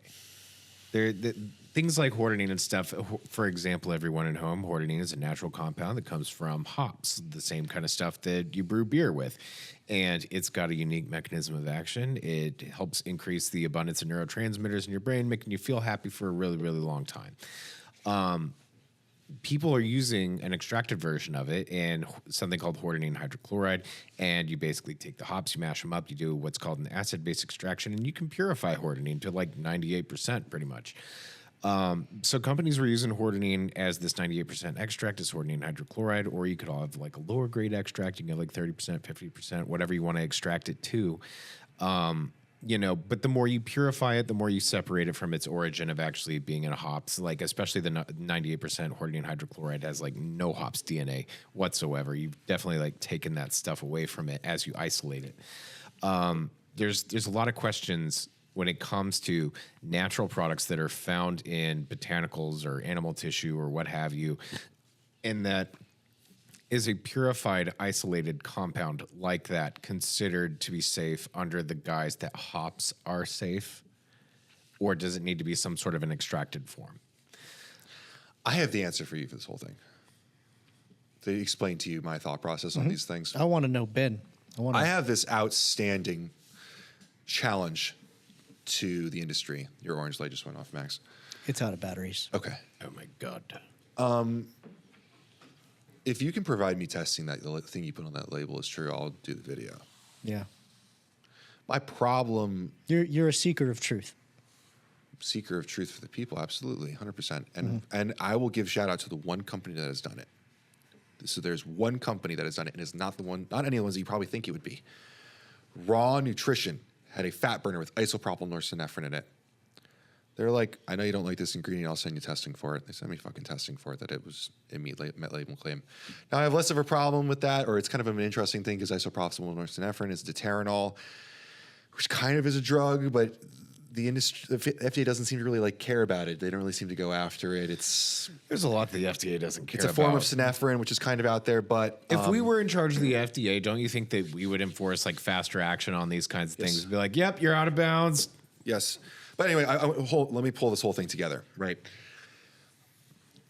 I don't so much have a problem with companies making products for people that are looking for that stuff and giving them a safe, tested amount of that. If Joey came out with a Phenibut capsule tomorrow, I'd probably do awesome. I would probably do a video on it, just like I would do a video on anyone else with Phenibut. But I'd call Joey and ask him for the testing on it, and he'd give it to me. And at least it would be a tested source of it. It's not just this drug, right? I have some respect for that. It's honest. What I have no respect for is, and I'm not going to say, I don't want to say the things because I don't want to specify one thing. I also just don't want to get in trouble. But when people put botanical names or some sort of source on the label for something that may have been founded at one point, I will admit that. But we all know that what you're putting in that is not from that source. It's a synthesized version. I think you're crossing a couple lines, and that's kind of where I start to say something, because I know you're not testing your product. I know if you're lying to your consumers about that, I have a problem with that. It leaves too much space for WTF.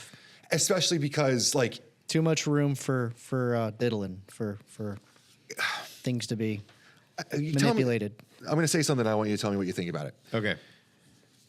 What you're thinking in your head for a botanical that could be used to say it was something else, like some sort of stimulant, something in your head there. I've been asked really not to talk about this stuff because ask me this question one more time so I can pay attention fully. Think of stimulants that you wouldn't want to use in a pre-workout that's going to go to GNC. Okay. Now think of like botanicals that may or may not contain those things. Sure. Labeling it as such, even though you know it's not. Even though I know it's full-blown synthetic. Right. If I told you, hey, I have capsules of that extract that you're thinking of, it's actually that plant, would you take those and think that you're actually getting an efficacious dose of those things? Probably not. I would have to see the specifications to find out the standardization. I'm talking it's like Garden of Life plant. It's not standardized. It's just ground up. I just would think that that's a bummer. Yeah. You know? But like, that's my point, is like, there could be people out there who see this like rather innocuous looking thing on the label. Like it's a fucking, some botanical, like can't be that bad. It's really a synthesized stimulant. Like I do think that You don't like the idea of like the bait and switch, and then the fact that there's this whole, we don't know because there's no standard and there's no test on it. So it just leaves too much room of an unknown. Yeah. However, that is not necessarily an unorthodox practice to have something that is of a high potency and simply label it as a no-spec extract. And some of the largest companies in this industry do do it, and like just to protect your stuff. And I don't have a problem with that. Like you understand. Like I just think like you're stacking. We're getting away from my thing of like the whole like hardcore bodybuilder comment. And by the way, this is like 200 people. Like this isn't like actual consumers that actually care and will actually build a brand. Right. This is a bunch of people in an echo chamber. But they will say, if you're a libertarian, why would you take away the right of me to be able to consume whatever I want? And I understand that. I'm not talking about your right to consume that, first of all. I'm talking about someone's right to produce a product in a regulated industry that they are then breaking the laws and like trying to break into an industry with something that like it's not within the rule set. Yeah. Right. You think like, you should be fair for everyone. Right. Yeah. Like it's like going into the UFC and kneeing someone when they're on the ground and you get disqualified because that's illegal or whatever it is. And you saying, I'm the ultimate fighter. It's called ultimate fighting. Yeah. Right. It's the ultimate fight. Like that's my thing. Like we have this rule set. Like That's what guarantees all of these things. If not, like you're using a manufacturer that doesn't really care. There's other problems there. There's all sorts of issues that can come from a manufacturer like that. We talked about this at length. I got another question then. If you're not playing the game, then why should you care? Because you might be a consumer. Well, he just said that he doesn't care that. Oh, yes. Well, Are you saying because I don't sell stuff? Like I'm not playing the game? You're the man in the arena. I've been the man in the arena, dude. Yeah, I know. I like showed that. I mean, that whole thing with Nutrabio. I I know. got my stripes. You know. I know. I'm not saying you're not. I'm just saying. No. I know. Yeah. Well, I'm sorry. What's the question? Like, why should I care, or why should someone care? Why should you care? Why should Ben care? It's your chance to tell him. this comes back to the dogma. What are you a force for in this world, Benjamin? I can't not. I don't know. It's just who I am. To be really honest with you, I've always been an outspoken person. Like, that's just, I have thoughts on something and I'm going to say it. And I now have a platform where I can like make things better. To a certain degree, it's your job. And if you really want to elevate this thing altogether, there needs to be a Ben Kane and a Mike Roberto and a Ryan Buckeye. I was thinking about that too. I was going to go that direction too, like other people. You need to do this so, what do they say? Rising tide rises all ships or whatever. I got to be honest. I don't think anyone does what we do. I think Ryan's done a couple call outs, but Ryan, like, I love Ryan to death. But like Ryan would send people to me for like technical knowledge or like regulatory knowledge. Like, I love. I think it's complementary to it. Well, it is for sure. Yeah, that's what I mean though. Like it works in an ecosystem. But that, I was kind of. I'm really not trying to down talk Ryan on that. I really sorry if anyone thinks I was. My point by saying that is like, I just think it's uniquely like Priceplow is like a dog with a bone about it. Like that's just who we are. Like we. Yeah. Mike was doing this before I came on. Mike was going after amino spikers. Mike got served a letter for the Dr. Jim Stepani video that Nutrabio did when we did that whole thing. Like, so let's say Priceplow, this whole thing grows and Priceplow grows with it, right? That's inevitably going to happen. Does Priceplow become a New York Times or does Priceplow become a Fox News? Does Priceplow become, does it keep its value systems neutral? I think it's, I really don't. if I may, I would say that their value systems, in a way, exist within the realm of our industry, but also are within like their own world of what pretty much Deshay is outlined to do is to help our industry do what's called self-policing. Right. And which is what kind of Priceplow does, is help self-police. There's a handful of good actors in the industry. And attorneys that and people going after other people. They're all about self-policing. Yeah. I mean, most class action lawsuits are in this concept of self-policing. Them doing an expose on a certain company or a product is self-policing. The stuff that Now Foods does with all their testing and saying like, we bought all these products on Amazon and none of them have the shit that they're supposed to. All these different aspects of exposing bad players in the industry are a form of a piece of the economy policing itself and using, I guess, like the media and pressure and science and all these different things to make itself better. Well, there's one thing I think we can all agree on is that it's working. We've been doing it. We've been doing it. For that point, I was going to say, this year we went to Washington, D.C. with the NPA.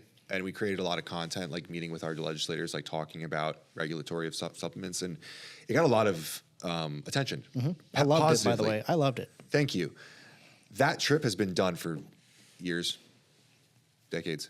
Like they do that flying day every year.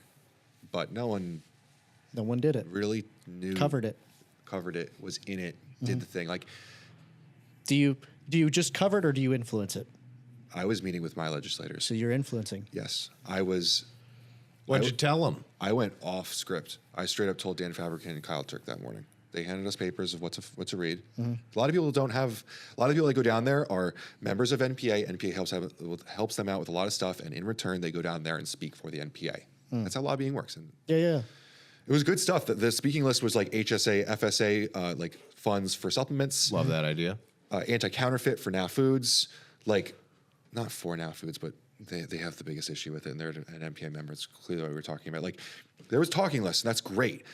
But like, I was going there to talk about like dangerous supplements being sold to kids, and like supplements being banned from kids, like being a bad thing, like current events. And they were like, "Dude, I couldn't be any happier for someone to like know what they want to talk about. That's totally great, totally fine." I sat down next to like the entire regulatory team for Vitamin Shop, like. hooked fucking arms and talked to congressmen. Nutrition 21 President Joe Weiss had just left. Like, it was crazy. It was one of the coolest things I've ever done. But point being, Do you think you can be a lobby? Do you think that made any impact? Oh, that's a good question. Were there any legislators there that really gave a shit? Yes, we had some very meaningful conversations that led to some really good follow-ups that are making some differences. My biggest regret is, not regret, but the biggest issue is the one that we really hit home with most. Bob Menendez got brought up on federal charges and doesn't have a job anymore. So that kind of is... The rep? That was the one we had the most success with, yeah. And now he's caught up on federal charges? Yeah, so that was kind of frustrating. So your horse got shot. Yeah, a little bit. Okay. But you know, we all... There goes that impact. No, but what happens these days is like I go with Vitamin Shop to the New Jersey representatives because we're from New Jersey. Yeah. You would go to the Texan ones. Mike met with the Oklahoma ones. Like, Yeah. do you guys see that clip of that congressman trying to fight the union rep in that Congress meeting? No. Oh, Oklahoma State senator is a pro MMA fighter. Oh, I did see this. Yeah. Dude, He was yeah, like- he was Mike like- met with that guy. He was like, bring it. He looked Mike in the face and was like, supplements are not regulated. So there's work to be done. But Like like about the Dietary Supplement Health and Education Act of 1994, that doesn't exist. what I realized wait. was I got a lot of love for the people in the NPA. Like Now Foods footed the bill for the NAC lawsuit. They're incredible people. But the thing is that these people that are going down to DC, we need to bring, like I came home, I called Dan and Kyle, I was like, that was amazing. This was incredible. It was one of the most rewarding things I've ever done. Next year, let me bring my friends. Yeah. Was there anyone there directly from the Food and Drug Administration like Kara Welch that was there to take any questions from somebody like you and Mike? Kara Welch would not be part of what we were doing. We were meeting with the legislators. She's part of the executive branch. Okay. You can meet her at the supply side. I want to invite her on my podcast so bad. She does things with Nutri Ingredients. It is possible that she would do it. We should bring her on this podcast. But anyway, my point being, Fire up the grill. I came home and I was like, guys, like TK, Joey, Aaron Heidebrecht, Darren Decker, Dan Lorenzo, like I can bring people that can talk. These are the people we need to bring to legislators. We need to talk about like this industry because the thing is, We're getting that old. we are. Dude, I don't do suits, bro. I don't do suits. That's fine. That's fine. We were walking past cattle lobbyists. They were wearing boots, jeans, and jackets and cowboy hats. Like, Well, that's a Texas business suit. Hell yeah. all the way to talk about this though, like we're doing the thing, Yeah. and someone has to. And I don't know. You were just kind of talking about like why do we have to do this? Like, no one else is doing this. Get Dan And Fab to reach out to a special interest group of us. What do you mean by that? Daniel Fabricant needs to have meetings with people that are just like us. I don't think we really influence that much. Like you'd have to do some like major manufacturers and people who really leverage a lot of money. The I mean, thing it's is not that we that don't. We do, but it's like not this, directly. This is the issue: is that there needs to be political fundraising. There needs to be money to do these things. It costs money to do these things. Yeah. Like, That's why I was asking, would you now be the lobby? so I have been named to the Sports Nutrition Committee for the Natural Products Association. So you're going to go do some fundraising or what? No, I'm not interested in that. But I will help inform the NPA on the industry, what we need, what are the trends, what are things we need to watch out with, what do we need to work on. Yeah, just be like, hey, follow my TikTok. You should be. Can we get to some more questions? I saw Some- Powerlifting BJJ. I know that's something that we talked about, wanted to talk about before. Okay, so one of the things, all right, so there's kind of questions to go with All the you stuff being saying. a power lifter and a guy who now does Brazilian Jiu-Jitsu. And I've actually seen memes online talking about power lifters transitioning It's to so Brazilian stereotypical, Jiu-Jitsu. and I really hated it. Yeah. So Everyone just follows whatever Joe Rogan's doing like a year later. I don't know if he's ever power lifted though. But the questions are, tell us about when you were at your heaviest. Oh man, Tell us when you were at your lightest. this is like the funny thing. And then how do these things tie into these events in your life? So it's like people like act like I've never taken something like kind of sketchy. Like I was 280 pounds squatting 750 pounds. You know, like I've done some sketchy fucking shit with my health. Like, Yeah. you know, like I've gone and gotten blood work like worried. You know what I mean? Like I've been there. You know, like You're a pretty young dude too. Yeah. You're younger than both of us. Yeah. I Put my in my early 20s, I really like. He's younger. Than I was sprinting and I didn't think about the marathon. Like, I didn't want kids. I was traveling like 2 weeks a month for Nutrabio, like just fucking all over. Like just, it's like working in the sports nutrition industry is the coolest thing in the world. You get to work out, eat A lot great of fun. food, like party on the weekends, It's a like good work time. out, look good. Like, and meet the craziest characters you've ever fathomed. It's like living in a cartoon. Yes. yeah. And, yeah, the night of the So when you were that guy that we saw that video before, like, were you playing a character, or was just that Ben, 20-year-old Ben, or were you just trying to play a part for your job's sake? Shit, in still days, you still kind of play a character. I think I'm very authentic but I about think, who I am. I think Ben is who he needs to be right now. Like I feel really good. You look. In You this look podcast, good. especially. That's why I wanted to bring this up, because you predicted this stuff and you were the first person, one of the only real people to like text me like, you look good, you look happy, you look healthy. Like, I'm happy you're doing what you're doing. Yeah, like you And, like, your body looks healthy. You Dude, smile more. Your skin looks better. Like you look good. You know, you look like you're Yeah. enjoying it right You now. don't have trouble breathing. Yeah, that you're really Like, enjoying it. It's not lost on me that I post a video of myself every day, and like, Yeah, you can see my health over the years. You know, I got a comment once from a guy, and he was like, "You look like you're gonna die, dude." I was really heavy. Powerlifting, if you're into powerlifting at all, and you look at like old school powerlifting where I came from, like weight moves weight. It's get as big as possible. Take all the drugs, like drink all the calories, like get huge.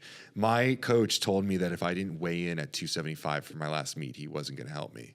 Is that the heaviest you ever were? I was 280. 280. Most people And where like are you cut- right now? I think you said 245 earlier. No, I'm anywhere between 230 and 240. 230, the lighter side though. Bit Most of a weight often. off your shoulders, isn't it? Yeah, Metaphorically. It's fucking insane what I can do with my body. Anyone like- can do that with their body, and that's like the whole secret. you still to feel this thing. strong. Yeah. Yeah, Yeah. I walk in the gym some days. I don't post it anymore, but like you can still pull every it. here and there I check. Yeah. And I'm like, fuck yeah. It's deadlift days. Yeah, it's not. Well, you have to understand in powerlifting, like the way that training works, you peak.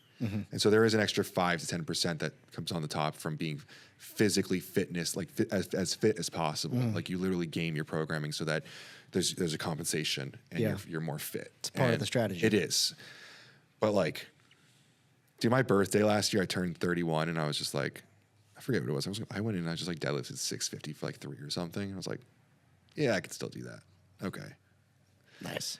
But dude, like, there's like jujitsu is the most addicting legal thing I've ever done in my life. Like, I would do it every single fucking day if I could.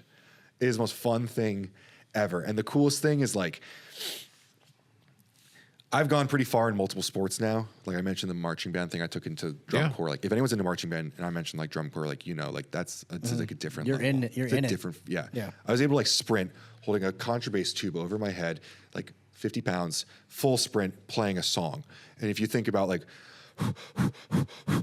hitting the ground, all those things, now trying to play a long note, it's like, it's an athletic endeavor.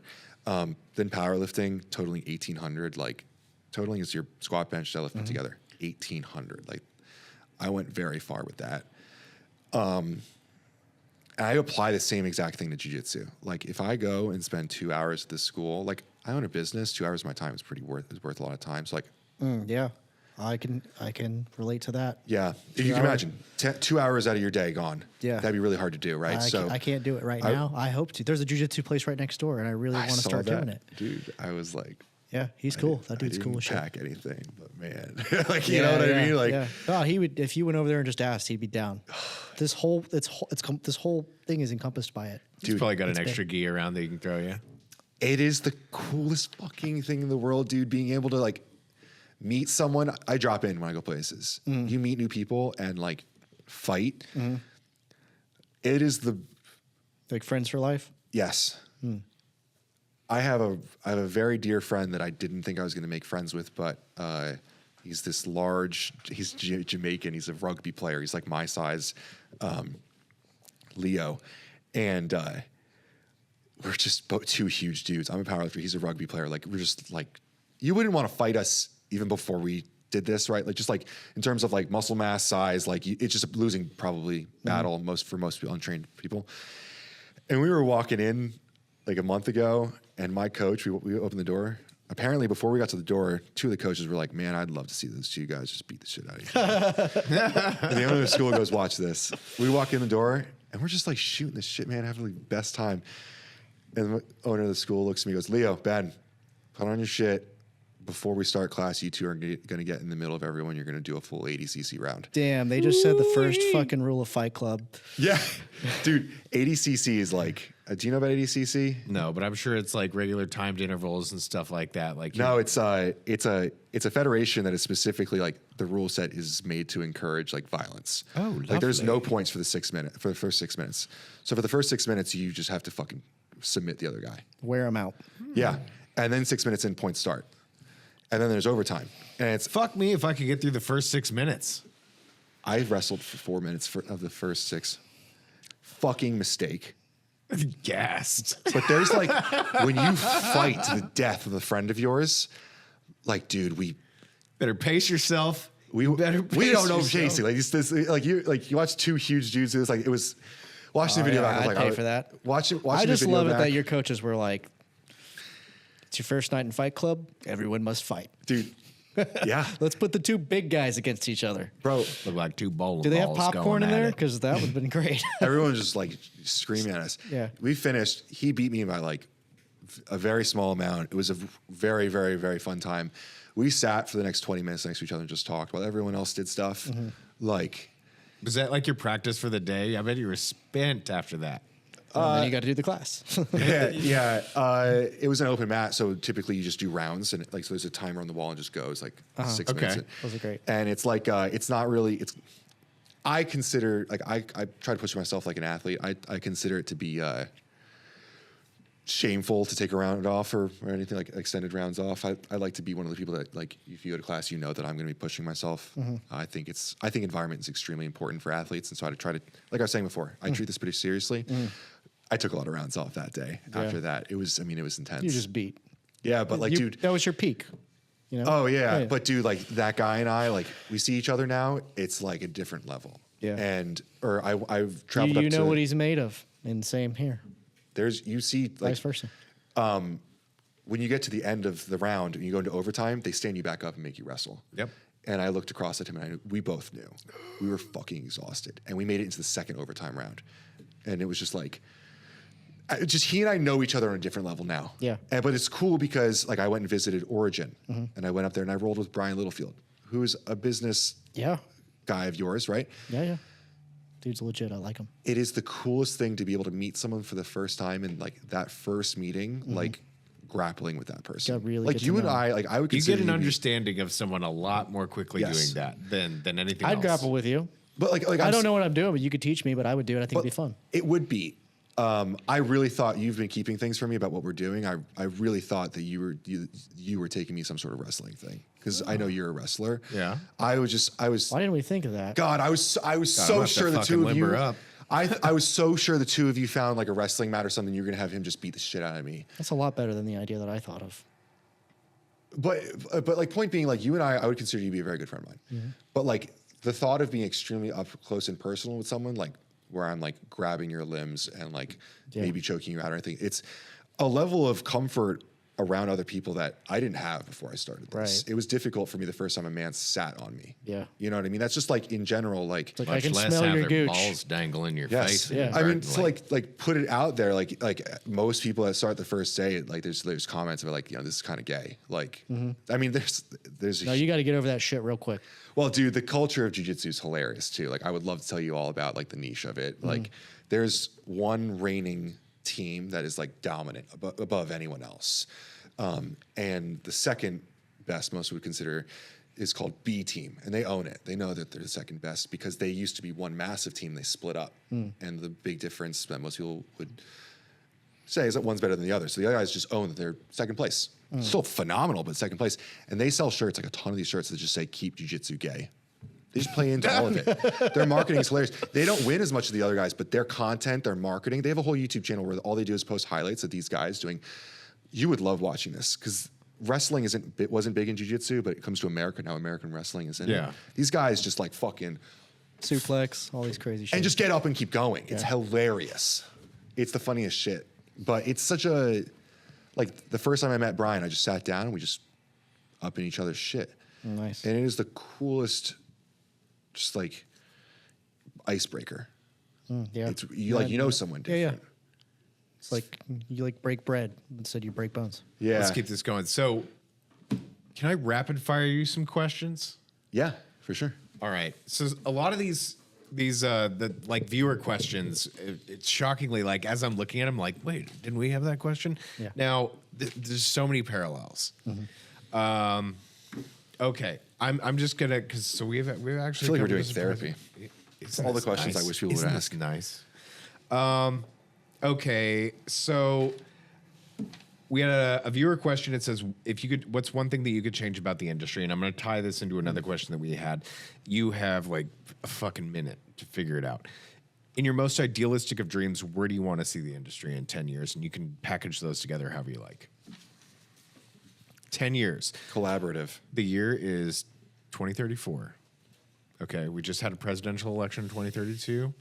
Where are we, and what does this industry even look like? When we're all friends in 10 years, I want to come back to this clip. I just want to say that right now. Collaborative. That's the only thing I can think of. I can't possibly tell you what's going to happen in 10 years, but I really hope that there are trademark ingredients that are studied together, or companies that share their work with each other, or just like this fucking stupid bullshit drama between people. Like people creating better stuff, working together. It's very altruistic. I hope so. I don't know. I can't tell you a lot about technology. I can tell you a lot about the ingredients coming out this year and next year, but like, you know better. Like, you and I have been pretty parallel on the clear protein. I don't know. I've been following trends for a bit since 2018. I've been lucky enough to be on the forefront of a couple of them. But this is the first time where I've had someone outside my organization like be pretty parallel with me on it. And like it just appears. Like you can't control it, you can't predict it. Like it happens every 9 months. You know this because you've created a couple of them, right? Like So in that sense, what are the hurdles do you think are in our way that are keeping us from getting to that collaborative place? Ego. Yeah. Expand on that. It can't just be ego, but what is tied to this ego that keeps us from getting to this idealistic place of a lot of like intercompany collaboration on a lot of different levels? I'm gonna try to sell myself as not having the ego, and it's I wish if more of this kind of stuff happened. Sounds like what an egomaniac would say, but go on. Probably, but it might work. I don't know. Trying to buy your own bullshit. Maybe. There's a company, a really large company. People don't know how big it is, but it's a really big company. And I thought their labels were a little bland. So I recommended them that they work with Nutrabio. And they took that advice, and like 3 months go by, and they call me like, hey, we want foil and tactile and stuff on our labels. Can you link us up with that company you were talking about? And I email Nutrabio, and I say, you guys want to talk with? Hell yeah. Set it up. They're doing their thing. I didn't collect a check on that. But most people would say, I have this network, like, I need to be making money off of Break everything me that I in, do. boy. Yeah. I think if more people think like, I see this thing that would be good for everyone, and I can make it better for everyone, and I'm just going to do it because if that's better for everyone, like when that company comes out with super fucking dope labels, I'm going to be able to talk about it. It's going to come back on you, and you're going to have job security. Or you're going to bring me back here, or like, Yeah. like It doubles all down. goes around. Yeah. Because you would do the same for me. Yeah. I do that for people all the time. That's what our A job is. lot of people ask me, I know it's not my interview, but you know, they ask for things that are out of my scope, and instead of just being like, hey, let me try and moonlight this somewhere else as a subcontractor so I can make some money, I'm just like, how about you just go directly to that person? I'm going to let you talk to them directly. Let them make the money. You know, I would say one of the things that keeps us from getting there is a bunch of supplement company CEOs buying a bunch of fucking mansions and Ferraris instead of reinvesting it into what their companies are all about. and like really buying into that bullshit? Like, are you all about buying mansions and Ferraris, or do you want to like reinvest any of this into like research into your products and what they actually do to like try to prove your bullshit? Remember what I said before about how all of my friends are in different niches and they see things from different perspectives? Yes. That was your perspective. Yeah. Yeah. Well, okay. Okay. That's great. No, and I love that because I think that is valuable, of course. Right. But I have friends also, that would say, Joey, let's pretext this. Joey, of all people I know in this industry, cares about money least than anybody. yeah, probably. But my point being, But that would probably make you a terrible business owner. yes, my point being, Probably. most business owners that I know would say to you, I may have, there's about approximately like 4 people that would buy this because of the study that I do on it, and they're all in the Priceplow Discord, and they're going to buy the next fucking pre-workout next month anyway. Like that doesn't, right? Like look at Xendurance has fucking 6 studies on their product, and like, you know, like Well, apparently they got 1,300 people who think it's 5 stars. Well, to your point, Joey, like companies, and I do think a lot of companies do this, they do reinvest the vast majority of the monies they make.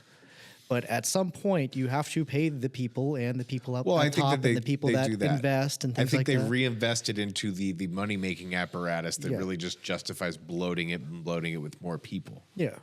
But at some point, there is like, you have like this collateral downhill windfall where things just start collecting so much money.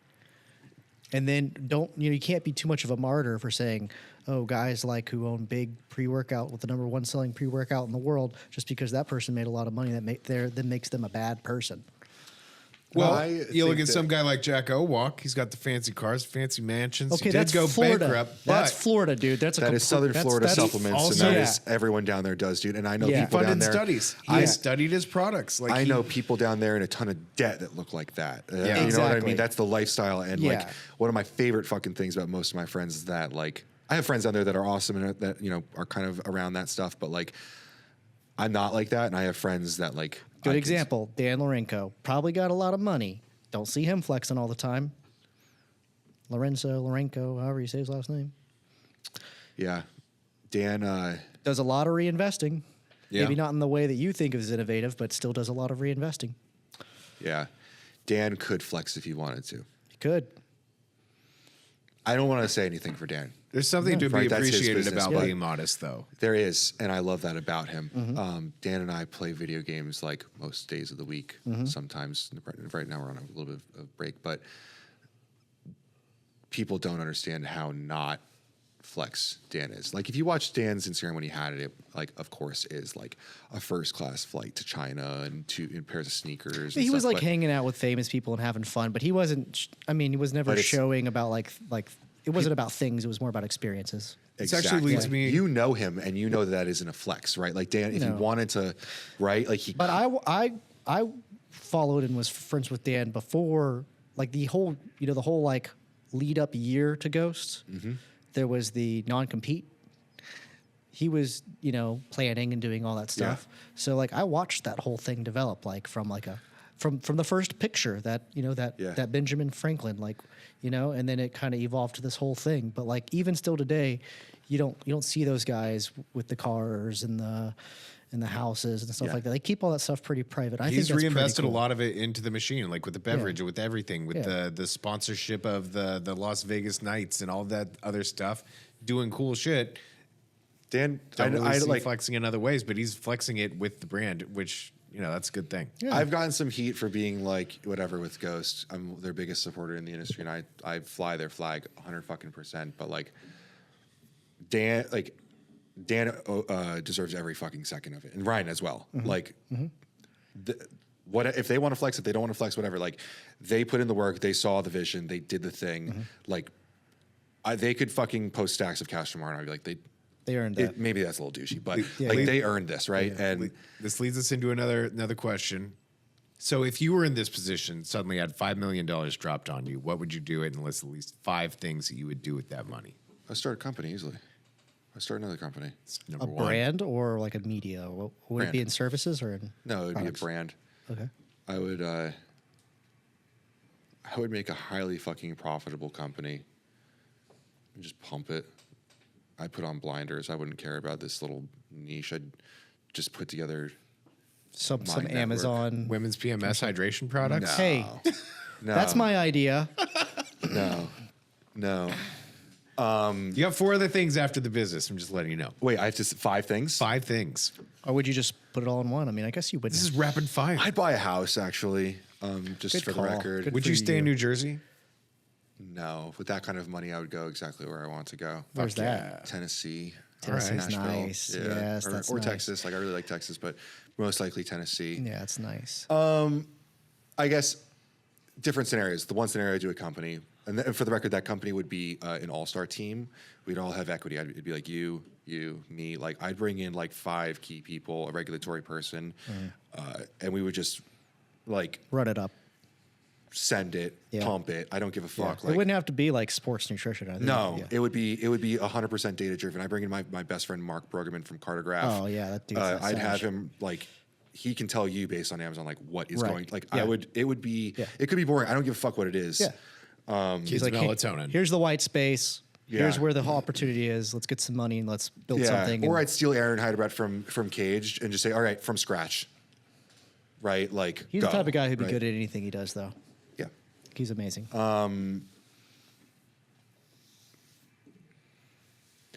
But in another scenario, I buy a house in Tennessee and I keep everything else in the bank so I can fly my parents back and forth whenever they want, or buy them a house next to me or whatever. What would you do in your spare time? Let's you're not doing jujitsu. I guess you do. I think you would keep doing jujitsu. Yeah, no, you would. But like what does Ben do? Like, what do you do for fun? My day-to-day life is I wake up, I train first thing in the morning, I make breakfast.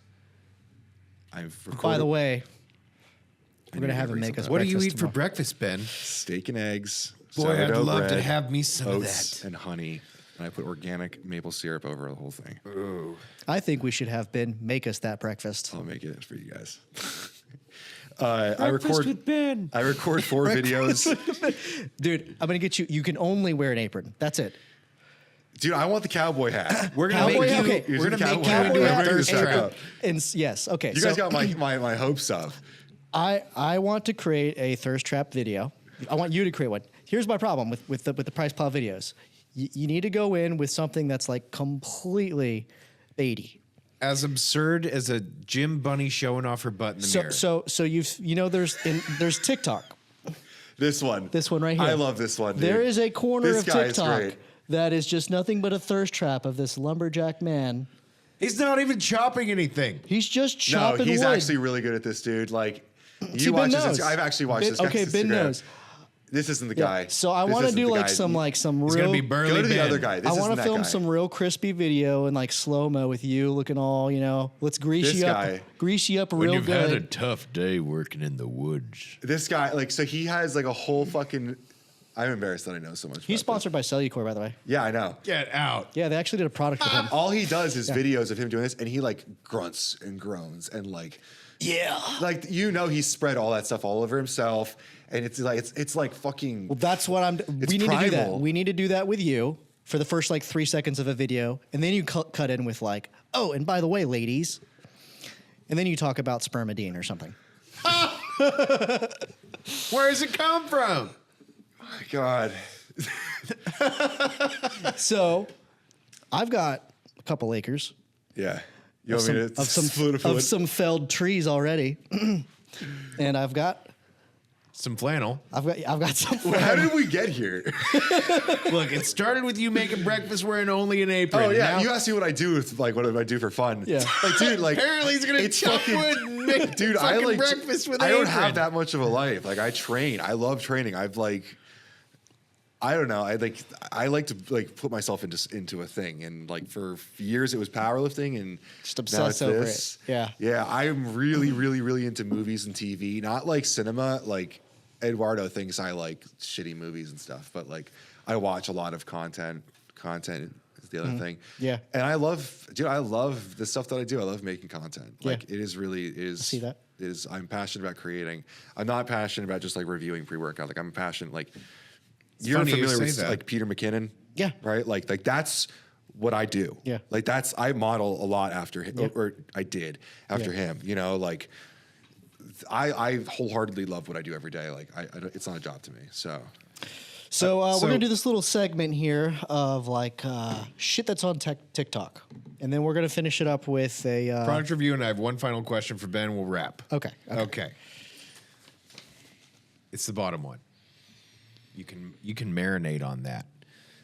So is this like the TikTok version of That's Bullshit? Yeah, this segment we've had Eduardo go and find a couple things on TikTok. Oh, boy. That he thought was funny, and then I'm going to get your take on it. Okay. Are we going to be able to hear this? This guy's... Hold on, pause. Okay. Pause. Let's just preface this. So we got a guy. We have a long-haired man bun guy who's got a heart rate on his chest, and I guess the camera's flipped. It's supposed to be on his... Yeah, let's just assume it's on the proper side of his chest. He's wearing hippie necklaces in the woods, shirtless, wearing basketball shorts. Proceed. Top 3 supplements every man should take for longevity, energy, and testosterone. Magnesium. 70% of humans are deficient in magnesium. You say micro mineral? It's macro. Okay. Oh, fuck. Okay. Yeah. And also just support overall wellness. And it's due to its amino acids, fulvic and humic acids. Those aren't amino acids. Oh my god. Shilajit's a protein, yeah. What the fuck? Amino acids because they only contain leucine, isoleucine, and theanine. However, essential amino acids contain all the essentials, all 9 essentials. What if I told you that if you take essential amino acids, you are taking BCAAs?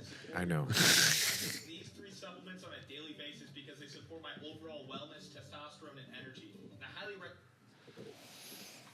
All right, first of all, like... A scale of 1 to 10. What do we give This isn't the worst I've seen on TikTok.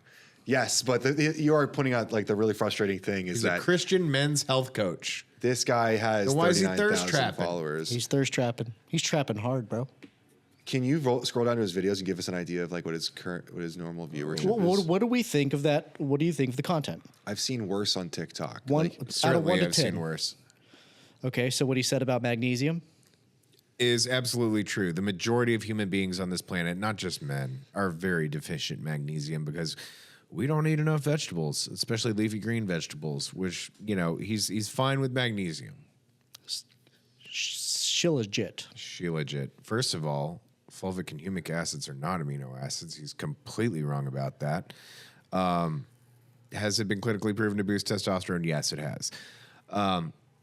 Would I put it in my top 3? Probably not. That's just like an extra. I mean, I'm glad he likes it so much. And EAAs. EAAs are completely fine. Don't shit on BCAAs and like show that you don't know that BCAAs are EAAs, but like It's literally 3 of the 9 EAAs are BCAAs. But, I think the point he's trying to make is that you get more muscle protein synthesis out of taking EAAs instead of BCAAs. Totally fine, I get that. So points for subject matter, but negative points for having a shirt off in a man bun. I give him a B minus. I don't know. On a scale of like 1 to 10 and like 5 is absolutely neutral, I'm like a really hard 5. Okay. But he's not necessarily wrong. It's not bad. He's not wrong. Like I think he gets a passing grade. I've seen way worse on TikTok. Like you guys saw the thing with me where I ripped that girl for manufacturing in her kitchen. Yeah. Like I've seen way worse. That girl sells product now. Like, What's the next one, Ed? Eduardo. All right, pause again. Why do they all have to? I guess they have to be shirtless to show their cred. shirtless thing, but it's also just like the best supplements for like. The first obvious thing This is is what he you throw is a at people. broccoli head. This guy's got a Jerry curl. I was gonna say broccoli head, but I wasn't sure is this really Isn't broccoli hair Also, kind of like basketball off the head? shorts, no shirt, and necklace. Like, apparently there are 3 things you need in order to be a proper fitness influencer. No shirt, basketball shorts, necklace, long hair. Can I say if you have what- short hair, no necklace, a shirt, or any other kind of pants attire that is not basketball shorts, you are not fucking legit. Can I say before we get see into you this? like that, Joey? Let's see your videos like that. I need a obviously- necklace. I have the shorts. You know what like pisses me off is like I'm not trying to make fun of this guy. I'm actually in better shape than this. Like I actually could do this, and like I specifically don't. Like Huberman That's Lab, why we're gonna have you chop wood, Ben. like like Huberman Lab wears like a full sleeve like button up shirt. He has he has full sleeves, like tattoos. Like he could use his appearance to like grab people's attention, and he doesn't. Yeah. Like I enjoy that. Yeah, when but, I was talking about, that's why you have your personal, so you can let them slip every now and then. every here and there. But I would never do a video like this with it. But You just wait until you're when I was chopping talking wood, about buddy. powerlifting, I was talking about like how big you have to get and stuff. Like there's like a whole thing in powerlifting that like crackheads have abs. My pubescent brother has abs, but having traps is like really like what shows strength. Like anyone can look like this. Anyone can diet down and look like this. Like you don't have to put on a meaningful amount of Yeah, muscle. if I just like drop, This guy looks like if I he's drop 20 just years 10 pounds, old. That's yeah, exactly. if what I anyone would just look like. loses fat, this is what they look like. Like, sorry, I just had to say that. Supplements I take as an athlete, model, and a bodybuilder. Oh, I'm gonna triple recommend threat. You guys these supplements. You don't have to take them, but this is what I take. That's fair. Magnesium. Some bitch, there's magnesium again. Pause. Recover fast. Would you say that magnesium makes you recover fast? I guarantee looking at the magnesium he is particularly holding, that is not the right kind of magnesium you want to be taking. This guy kind of sounds lethargic. That is some Swanson magnesium oxide that you get at like fucking CVS. It's a snickle fritz. Okay, I bet they have that magnesium at the General Dollar a few doors down. They probably do. Proceed. Look, I also just have to say though, like kids typically push way stupider shit than magnesium. Like the fact that these That form of cringy magnesium TikTok means people are he's talking blowing about- his protein shake out his ass. Do you understand what I'm saying though? Like You're saying it has merit. I at least give him credit for not being talking about like raspberry ketones or something. All right, proceed. Number 2, vitamin D. If you live in a cold state where there's no sun, like Washington, you gotta start taking vitamin D. Number 3. I'm sorry. It's like he's saying the right things, but I can't take him seriously because like he looks like, you know, like And way he I says am it. over 50% certain he's stoned as fuck right now. maybe. But this is also like when girls like post like Bible verses but their asses out. It's like This is what we're looking at. This is a male equivalent. I really do love Jesus. I'm sure like they do, but like No, I mean, it makes me love it more. I doubt that fish oil's got good EPA and DHA in it. but like you can't hate the point. Like maybe this is what that kid can afford. He's probably dollar store vitamin shopping. Maybe he read the studies and he's like, you know what? I believe this. You know what And I think? I think he watched the video of the fucking dude, the one we watched before. Was like, that's a good idea for a video. I'm gonna do a version like that. All he right, just keep go- completely ripped it This off. is only 3 products. Let's keep going. He doesn't really know what he's talking about at all. Joints and recovery. Joints and recovery. Saved me during track season. This helped with my knee pain. Oh. Number 4, ashwagandha. This is why he's so lethargic. He has anhedonia. Perhaps. It's gonna help with stress and your mood. You gotta cop this, bro. You gotta cop this, bro. It's that ashwagandha. No cap. Electrolytes. For all my athletes sweating a lot and getting cramps. What kind of electrolytes? Fatigueness. Electrolytes That is the smallest element of Electrolyze. from Santa Cruz. I love that. Santa Cruz. That's the guy that always shits on people in grocery stores. Creatine, monohydrate. Okay. Monohydrates. Build muscle and is gonna help you recover. God, you can see how dead inside he is. It's the ashwagandha, dude. This will get you right. All right, Maybe I need to start shooting my videos like that. This will get you right. Dude, here. like I scale of 1 to 10. have I have shit on this guy before. Before we go to the last one, scale to 1 to 10 on that guy. Honestly, dude, you gotta give him at least like a 7 out of 10. Like every point he had was fine. Like he just didn't do a very good job of explaining it. Two or for- his, two- pro- two his, for delivery. his product Yeah. selection. so this is Bloom. Bloom was This is the Bloom guy. This is the Bloom guy. Bloom was unceremoniously kicked off of He looks Amazon like Rob randomly. McInnerly or whatever from It's Always Sunny in Philadelphia. Is that a modified faux hawk or that Viking haircut from a few years back? Yeah. Yeah.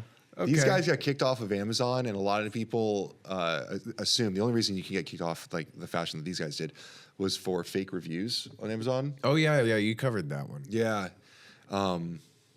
Very interesting. I think they call that haircut a pompadour. Yeah.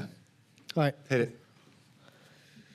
Part 2. ranking the top trending supplements on this. This guy is ranking companies while he owns a company. Cortisol's not always a bad thing. It's really better used when you're stressed out and not just every single day. So it can be helpful. L-glutamine for bloating. I never got this one. You already have a lot of it in your gut. And For this bloating? would only help if, for whatever reason, your levels are lower than they should be, which you only see in people. It can help with repairing gut lining.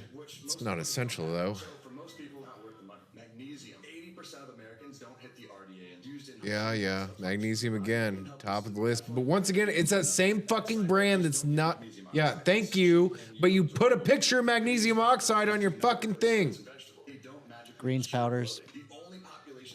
Isn't Bloom's a greens powder? Yeah, they do. But watch this. It's coming. Tonkat? He said they're mids. Okay. Because there's not a ton of evidence yet. Creatine. There is evidence. There is. It's going up top. So wait. We got magnesium and creatine at the top of the list.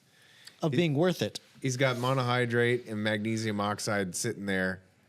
Like, Generic Tarzan. And then he said Tonkat Ali. I think mid. Tonkat's actually got more merit than a lot of people think. I think glutamine has more merit than a lot of people think. There's pretty decent data on it for gut health. It's very well studied. Like I know, like rightfully so, it should be shit on for like muscle recovery, but like It depends if you have gut health problems. I mean, it's not necessarily something you live in everybody should America, take. you most likely have a gut health problem. Do you think everyone should take creatine and magnesium? Yes. I mean, why don't we just get everybody creatine, magnesium, chelate? We can knock out two birds at once. Because you get like no creatine in that. That's not necessarily true. You have It's to take a lot of it. What was it, like 18% magnesium, something like that. That's a good point. It's a pretty good bioavailable There's source gotta of be a reason creatine. why no one All does right, vegan. so you guys want to do our last segment here? We are taking a short break from this episode to talk about today's sponsor, Aspire Rejuvenation Clinic. Explore the keys to living your best life with Aspire Rejuvenation Clinic, your trusted partner in wellness and vitality. Folks, we all strive for a healthier, more vibrant life, right?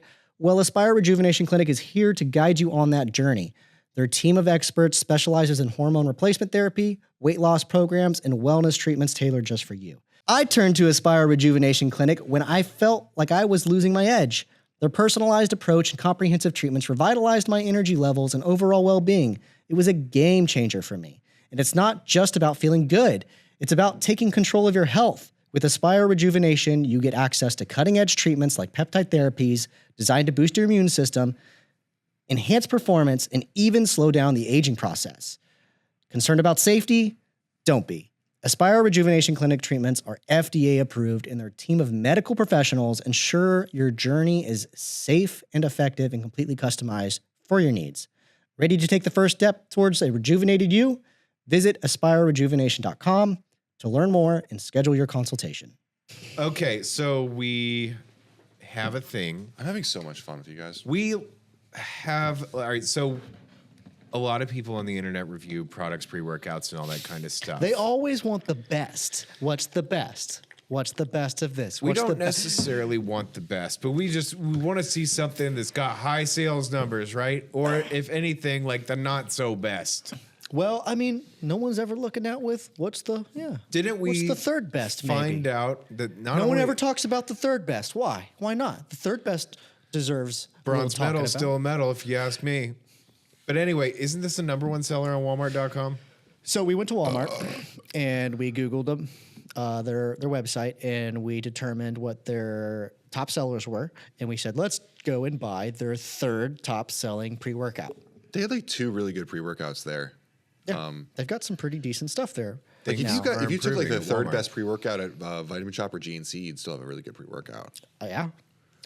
Josh Winscott will be coming on to the podcast in a couple weeks. He's not at Walmart.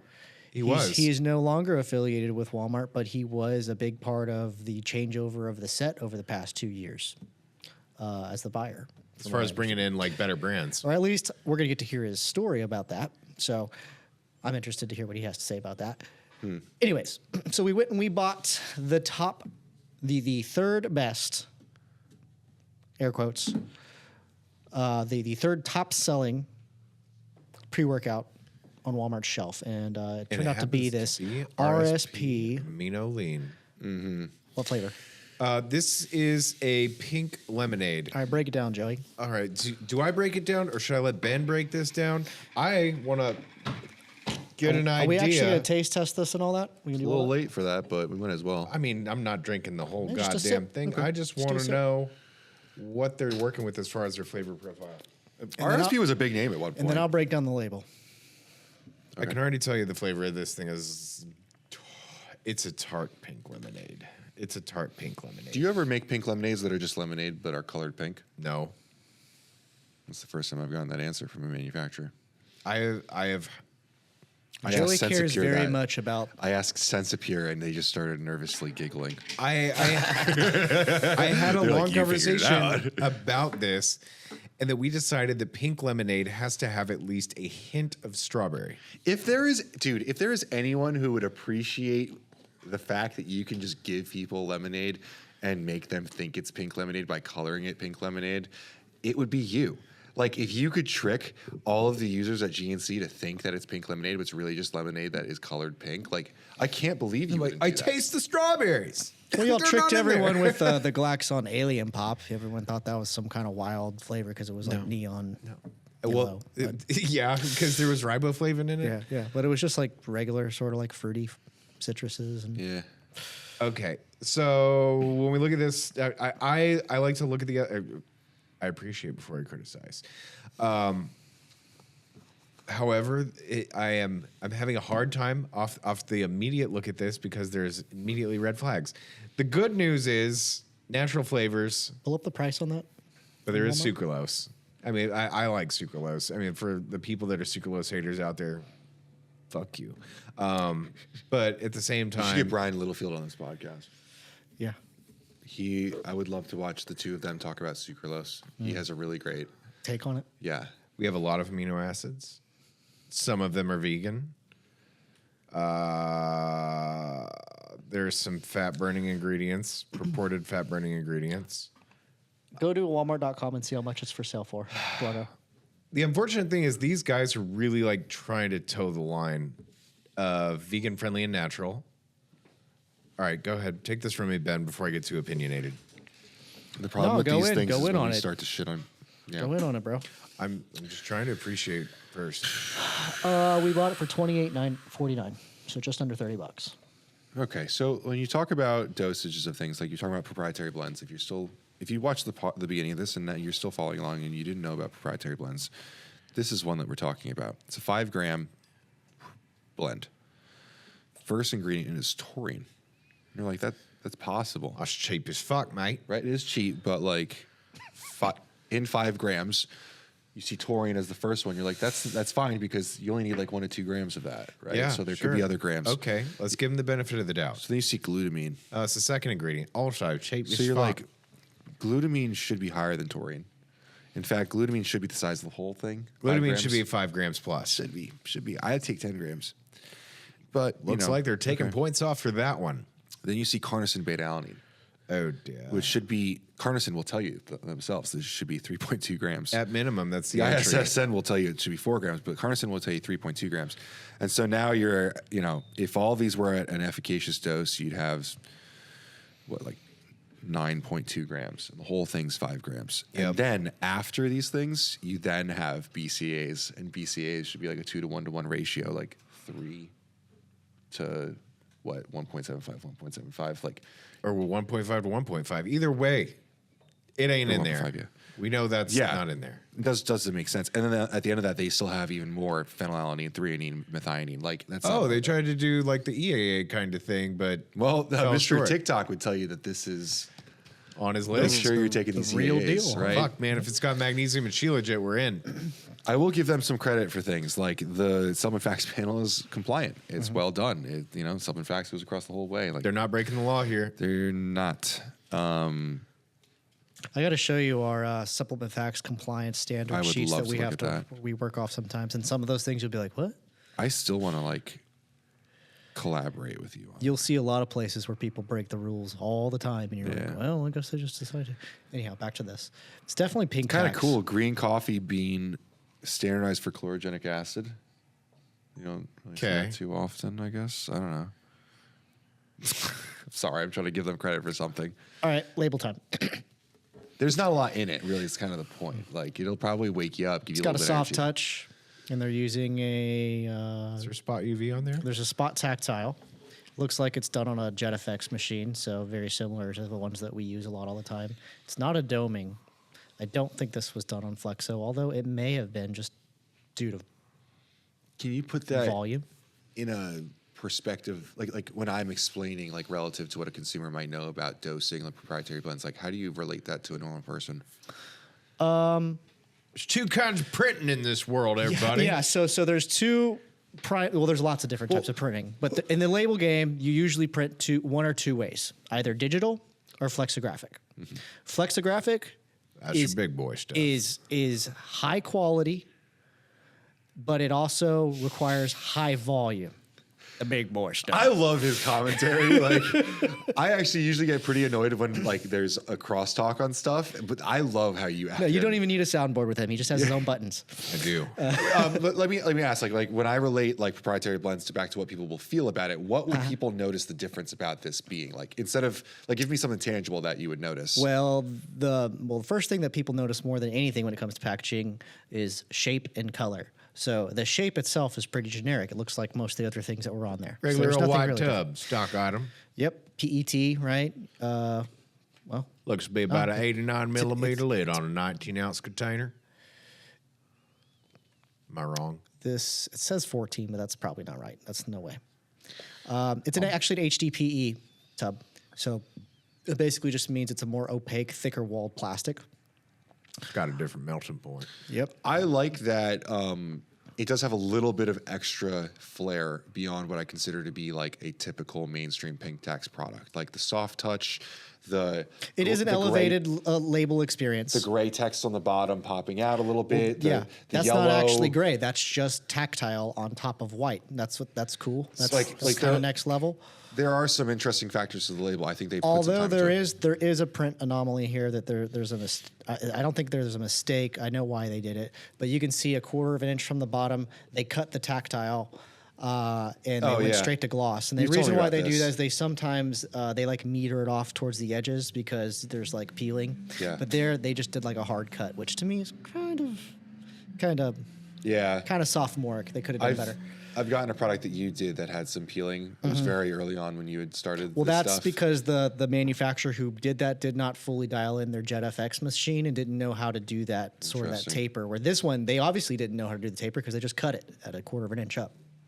They were just like, nope, it's too much of a liability. We're just not going to do it. I down think to it the is a edge. bit of an elevated experience. Like It is. You know. It is. The label certainly is. Now the color's great. It's a high fidelity color. It is definitely like the pink tax are definitely going for the female consumer. I mean, it is pink lemonade. Yeah, but you just saw their whole website's all pink. It's like And there's two things ladies it's want. the Pepto Bismol pink. It's the same thing as like the Avi pink. It's Part a very amino, similar shade. part lean. Put them together, it's amino lean.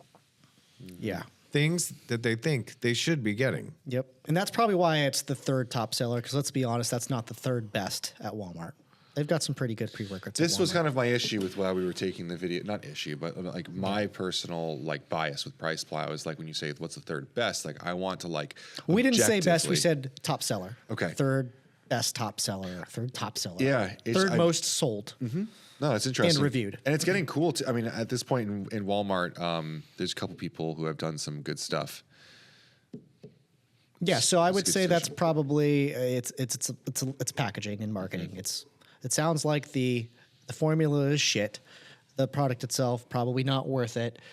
But Packaging it'll probably experience- get you to the gym. I mean, this thing will do a decent job. Sure, but there's also Alani there, and I would say probably Alani might be better. It just might be a little bit more expensive, which is why people buy a little less.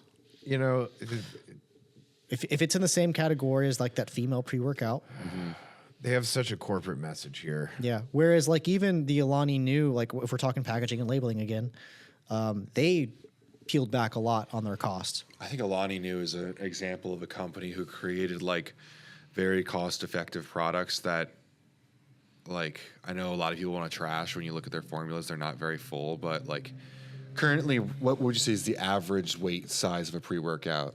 Like a scoop size? Scoop size? Yeah, 15 grams. Probably. Like, why is that the standard? Like, how did we decide on that? What was it, like 15 years ago, the pre-workout was 5 grams. Well, it Yeah. has to do with And the now we're at economy, the size, 15. the economy of the amount of powder you get per scoop of how many servings you get per container. and how you can price that and put also that on the depends shelf. But like overall, I think that like 300 grams is probably the most you can fit into this. like when Yeah. we get a comment that's like Depending on densities. yeah. But yeah. when we get a comment like that's not a stacked pre-workout, there's nothing in that, or like when people just simply say like I want more, like how like I think that like where we're at with pre-workout is rather arbitrary, to be honest with you. Like I used to just take bodybuilding.com forums we were just talking about. Like back in the day, it was like creatine, beta alanine, and citrulline and coffee. Like that was it. Like now we have full scoops, like pre-workout, full formulas that like people expect. Yeah. I think it's rather arbitrary, to be honest with you. Yeah. I mean, the person who buys this is not expecting much. They're just like, hey, this will help me out. For sure. No, they're probably purchasing that as like a point of motivation to get them back into some sort Absolutely. of like if you make a financial commitment to it, then they're going to make the emotional commitment to show up into the gym. This is your generic like middle entry class. level, yeah. You go to like in high school, you go to someone's house and their mom has this in their pantry. They take 3 scoops out of it in January and forget about it. It gets rock hard by July. You know, like it's unfortunate, but Sad fate that many pre-workouts face. it's the same thing with gym memberships. The most people that are making money for gyms are not the weight trainers. If They you are take the this cardio product, buddies. odds are, if you do have a gym membership, it's 90% likely that you go to Planet Fitness. Yeah, you also probably just let it lapse. Just pay that. They and have don't the go. correct made in the USA disclaimer. Good. Do they have the FDA box? These statements have not been approved by the Food and The Drug other Administration. ingredients are on the right side of the panel, which technically they weird. want it directly under it. It's weird though. A lot of people get away with that, though. No Prop 65. Maybe they tested it rigorously. I doubt it. They probably just don't sell it in California or have a completely different label for California. It's in Walmart. You can't do that. Ooh. And even if so, it doesn't really matter if you sell it on e-commerce now. Like, it will find its way there. And they do have the proper trademark licensing agreement statements.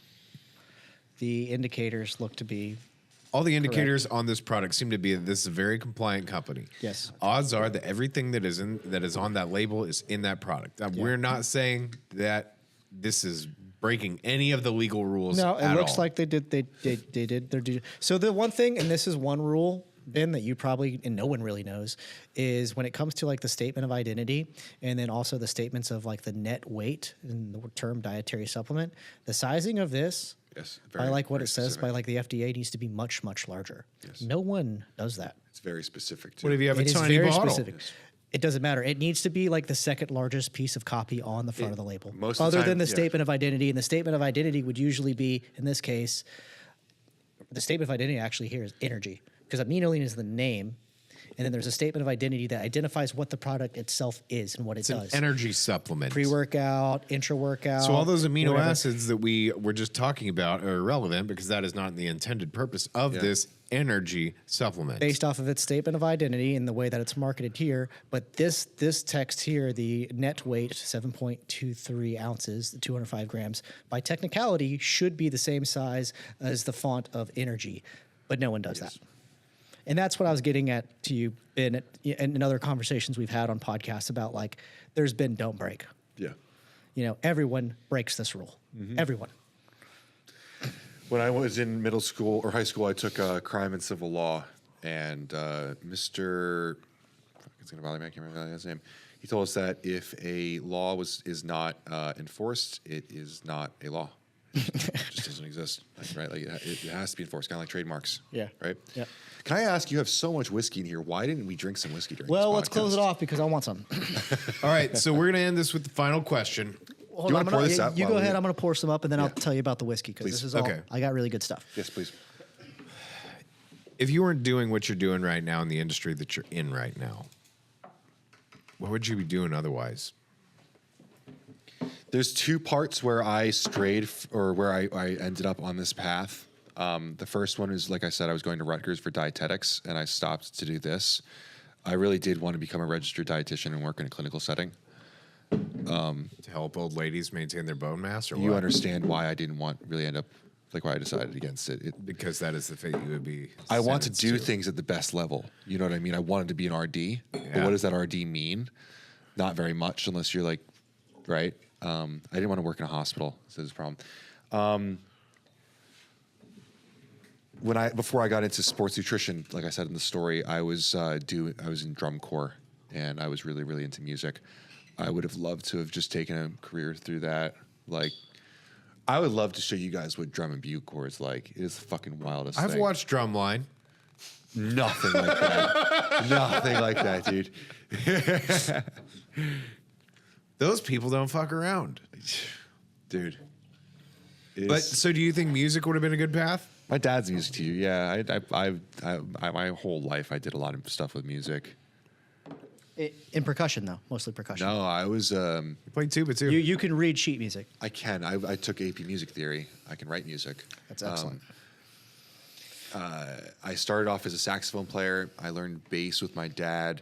I played baritone saxophone in high school and marching band, and then when I moved to college, I became a tuba at Rutgers because they didn't march bari saxes. The tubas at Rutgers. So you're more of a blower than a baiter. Yes, for sure. For sure. Yeah.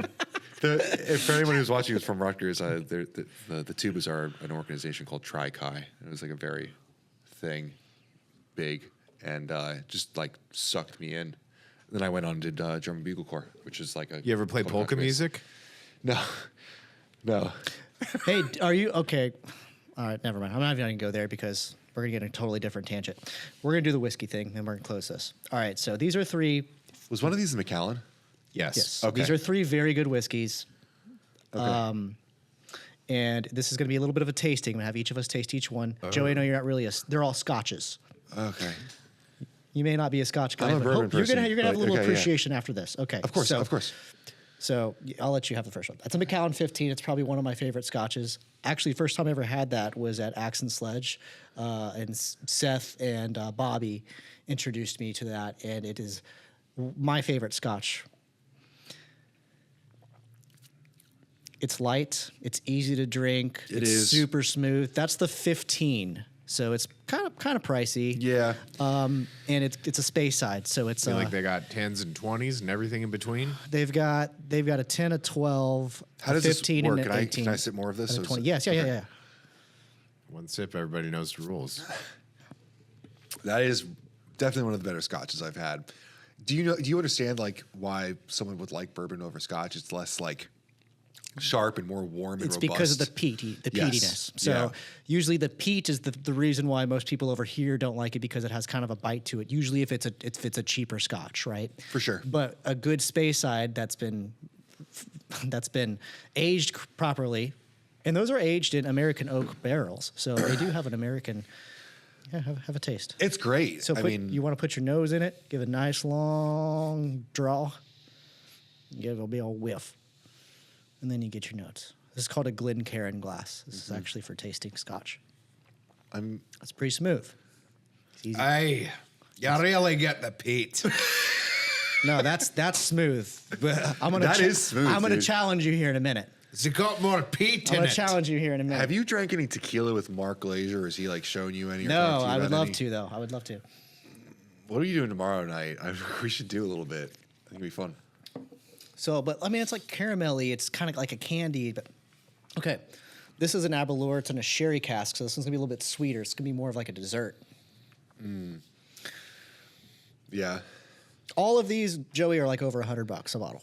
Just so you know, Cool. I would never buy them. I would buy that. that's like a dessert. That is Yeah. a dessert. Yes. Maybe That is a- maybe Ben's endorsement will change. To me, that one's You probably drink the that- easiest thing to drink on the shelf. Yes, but you also can drink that like with like a dessert. Like Right. literally, you could absolutely drink that and have some sort of like sweet Right. delight. It's also from Speyside, so it's from the same area of Scotland as this one, but that's a sherry cask, so it's a little sweeter. Wow, that's really good. Yeah, that one could I don't be, like Scotch, but that is. that's a good like entry level Scotch for anyone. Like this one has a little bit more challenge to it, but it's Yeah. complex. Where that one's like it just tastes good. Wow, I'm gonna take a picture of that because If you notice, that one's almost empty. We drink that. which one is it? Aberlour. It's the 12-year Cool. double. It's the double cask sherry. That's cool.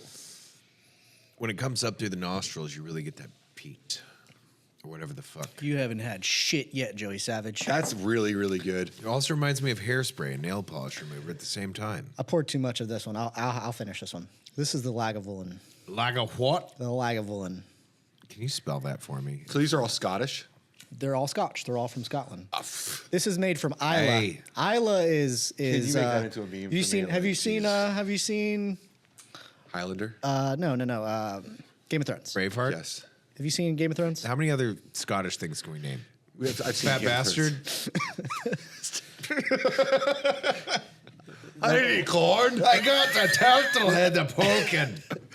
The Lagavulin comes from, it's Isla, so it's from, the Ironsides, right? This is the hardened men. This is You mean the Transformer? He was Scottish too. This one will challenge you. Challenge. It is very peaty and very smoky. It's like Wow, the it's like smoky, a dragon. yeah. Keep in mind, these are all using these same fucking ingredients. This is the difference between supplements and whiskey. These are all the same ingredients. Motherfucker, I have eaten raw ox bile and gagged, and my own vomit went up my nose. Trying to swallow. Whiskey's nothing. That is fascinating. That is legitimately smoky. Where does the smokiness come from? Tell me about this. It's all just in the way that it's distilled with more peatiness and smokiness. The stills that they make have a different shape to them, and they trap more smoke in them. There's a whole science between all three of these and the way they build their You're gonna still. hate this, dude. When it comes to But basic here's the thing: distillery, some people really, really who hate Scotch and whiskey really, really love that. I would drink that 100%. It challenges you. It's a It's like drinking an ashtray. yes. Well, I'm getting a scent won't in be my too nose averse after I to this. swallow that reminds me of something, and I can't think of what it is. it smells like cigarettes. Yeah. It smells like cigarette butts and a drink, It does. or a campfire with cigarette butts thrown into it. You might like that, Joey. You're a know- you're a connoisseur of strange things. Part of me like smells fresh rubber, and I'm like, and I'm tempted to lick it. Like there is a primal part of the self where I'm like, is that rubber that fresh? Let me taste it. What the fuck am I, a dog? So what are we doing tomorrow? Can you tell us because the content's gonna be coming out. So you're gonna cook us steak and eggs. All right, how much time are you giving me to cook steak and eggs? Because come over I and do it. pre-cook steak, so I'm gonna have to cook steak for you guys. That is very unique. Yeah, that's fine. Okay. I don't get the ashtray. It does leave me wanting. Oh no! See, that Joey fresh- likes this one. See Got it? that fresh rubber. See, some people just There's a bit of rubber. like I it. feel like I'm licking a bicycle tire, There's a bit of rubber to it for sure. but there's something oddly alluring about it. 3 kind of similar whiskeys, but different, and then one very, very Phenomenal, different. dude. Thank you for that. That was really good. Okay, so we're doing the breakfast. We're gonna do the breakfast. I wanted to get you to chop wood, but it did just kind of rain, so the wood's kind of wet. So I do have to clear a lot of land at my property, so I thought it'd be kind of cool to just like chop up some wood and burn some wood. shit, see do what some it's man like. stuff. But we could, take a little drive out to Livingston, and if you guys want to actually shoot, we can go shoot. Can I ask a question? Is tannerite really a thing that you can source and just blow up out here? Is that Yes. Yeah, you can go to Academy and buy some. I've never shot tannerite. If you would do We can me do this that. pleasure Yeah. of. I have to. I'll have to brief it with my father because we're going out to his property. How much? That's why I'm land- asking. Is how like much you're land does literally he have? exploding I something? think it's 10 acres. Oh, plenty of room. But he's got like 200 yards of shooting that goes to like nothing. He just kind of like lets his neighbors know, hey, we're gonna be shooting and blowing shit up, and then usually we're cool. Yeah, this is gonna be good. Yeah. What did y'all think of the Scotch? Wonderful. A spectrum. I knew that you were gonna like that Lagavulin. That last one, it has like a rubber to it. I want to say like it has like a Crayola to it or something. Like there's something else to there. Everything. Isn't there everything we're something like from saying- your childhood? I Like wanted to it's say either something from my childhood. I licking fresh rubber, eating Crayola crayons, and it's so odd to admit. The problem is I want to tastes keep like. drinking it until I figure it out, and I don't know if I'm going to figure it out before I get really That drunk. bicycle tire is fresh.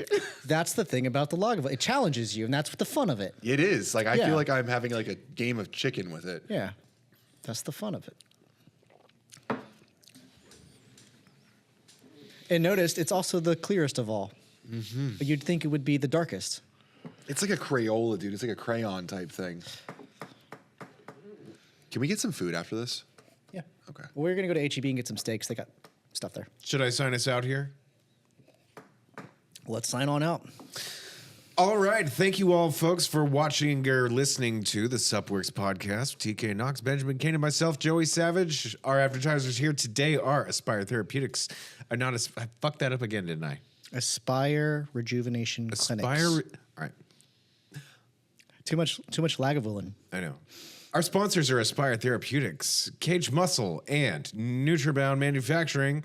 If you want to find out any more about that, go to Supp, like our, No, what, Cage we have our Muscle. Just look at our links They at the don't bottom want- of this they YouTube. don't check at our want links. They don't want the muscle. Check in our the cage. links and then fucking thumbs up this video and then hit subscribe. Leave your comments. Let us know what you liked, what you didn't like, any feedback on how we can improve.